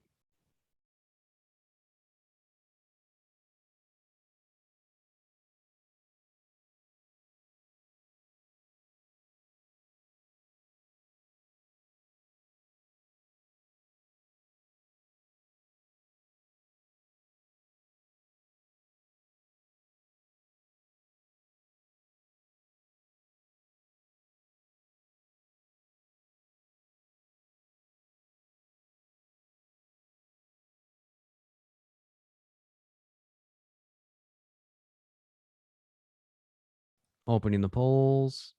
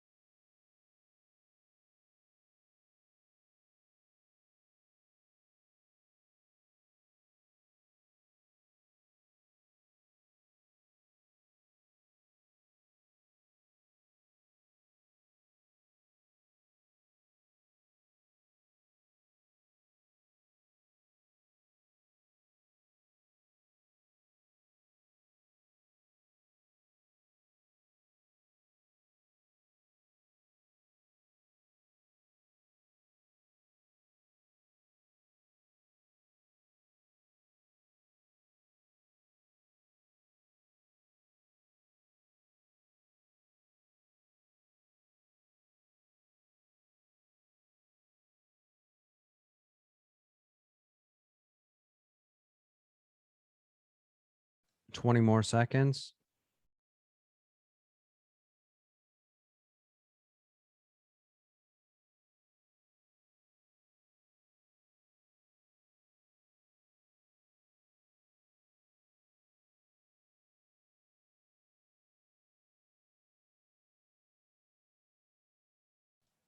Shutting down the polls. The majority think it is A and C. Second place is D. Third place is B. Let's look at it. We're a social worker in a private practice. So that's who we are and where we are at. We're completing an intake assessment. Any length of time, hop on top of it because it helps paint the picture of what we're looking at. So it's our first time meeting with a 26-year-old female. So that is who our client is regarding concerns of anxiety. So that is what brought her into services. The woman reports that she finds it difficult to keep her thoughts straight and at times will have panic attacks, yet is unable to identify any triggers. The woman reports that she feels like she's letting everyone in her life down and that she compares herself with her friends and feels inferior. Which psychosocial stage of development best explains the woman's situation? So let's break down each stage by the age and then allow for the specifics of the stage to be compared back to the question. A, identity versus role confusion is going to be 12 to 18 years old. B, trust versus mistrust is going to be 0 to 1 years old. C, intimacy versus isolation is going to be 18 to 40 years old. D, generativity versus stagnation is going to be from 40 to 65 years old. So let's look back at the question to see what we're looking at in particular. So quick review: social worker, private practice, completing an intake assessment, any length of time, hop on top of it because I'll paint the picture of what we're looking at. So it's our first time meeting with a 26-year-old female regarding concerns of anxiety. The woman reports that she finds it difficult to keep her thoughts straight, and then at times she'll have panic attacks, yet is unable to identify any triggers. The woman reports that she feels like she's letting everyone in her life down and that she compares herself with her friends and feels inferior.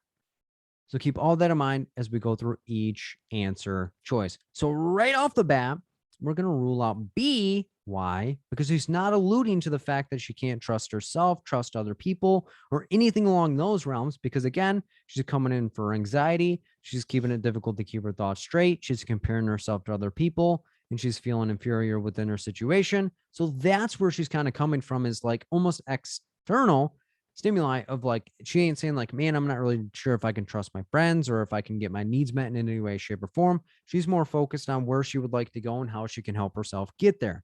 We're also going to rule out C. And you may be like, well, Bill, 18 to 40, she's 26. Why isn't it C, intimacy versus isolation? Because her fixation is not on a relationship or establishing things outside of her family. Why? She says she feels like she's letting everyone in her life down and that she compares herself with her friends and feels inferior. So she's like, I already have friends, but I'm not trying to build something outside of my family unit or with my friends. I don't even feel like I belong or that I need to be in it. And you may be like, okay, well, Phil, inferior equals isolation. So she's feeling inferior. So she's going to isolate.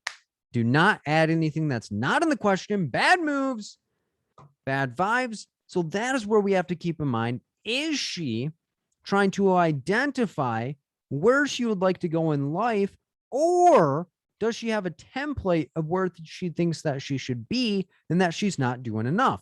Well, let's peel the question back because again, private practice, first time meeting her, 26-year-old female, anxiety. She's finding it difficult to keep her thoughts straight, which is related to the anxiety, and panic attacks, which is also associated with the anxiety. Not able to identify any triggers, which is not uncommon for people to have panic attacks. She reports she feels like she's letting everyone in her life down.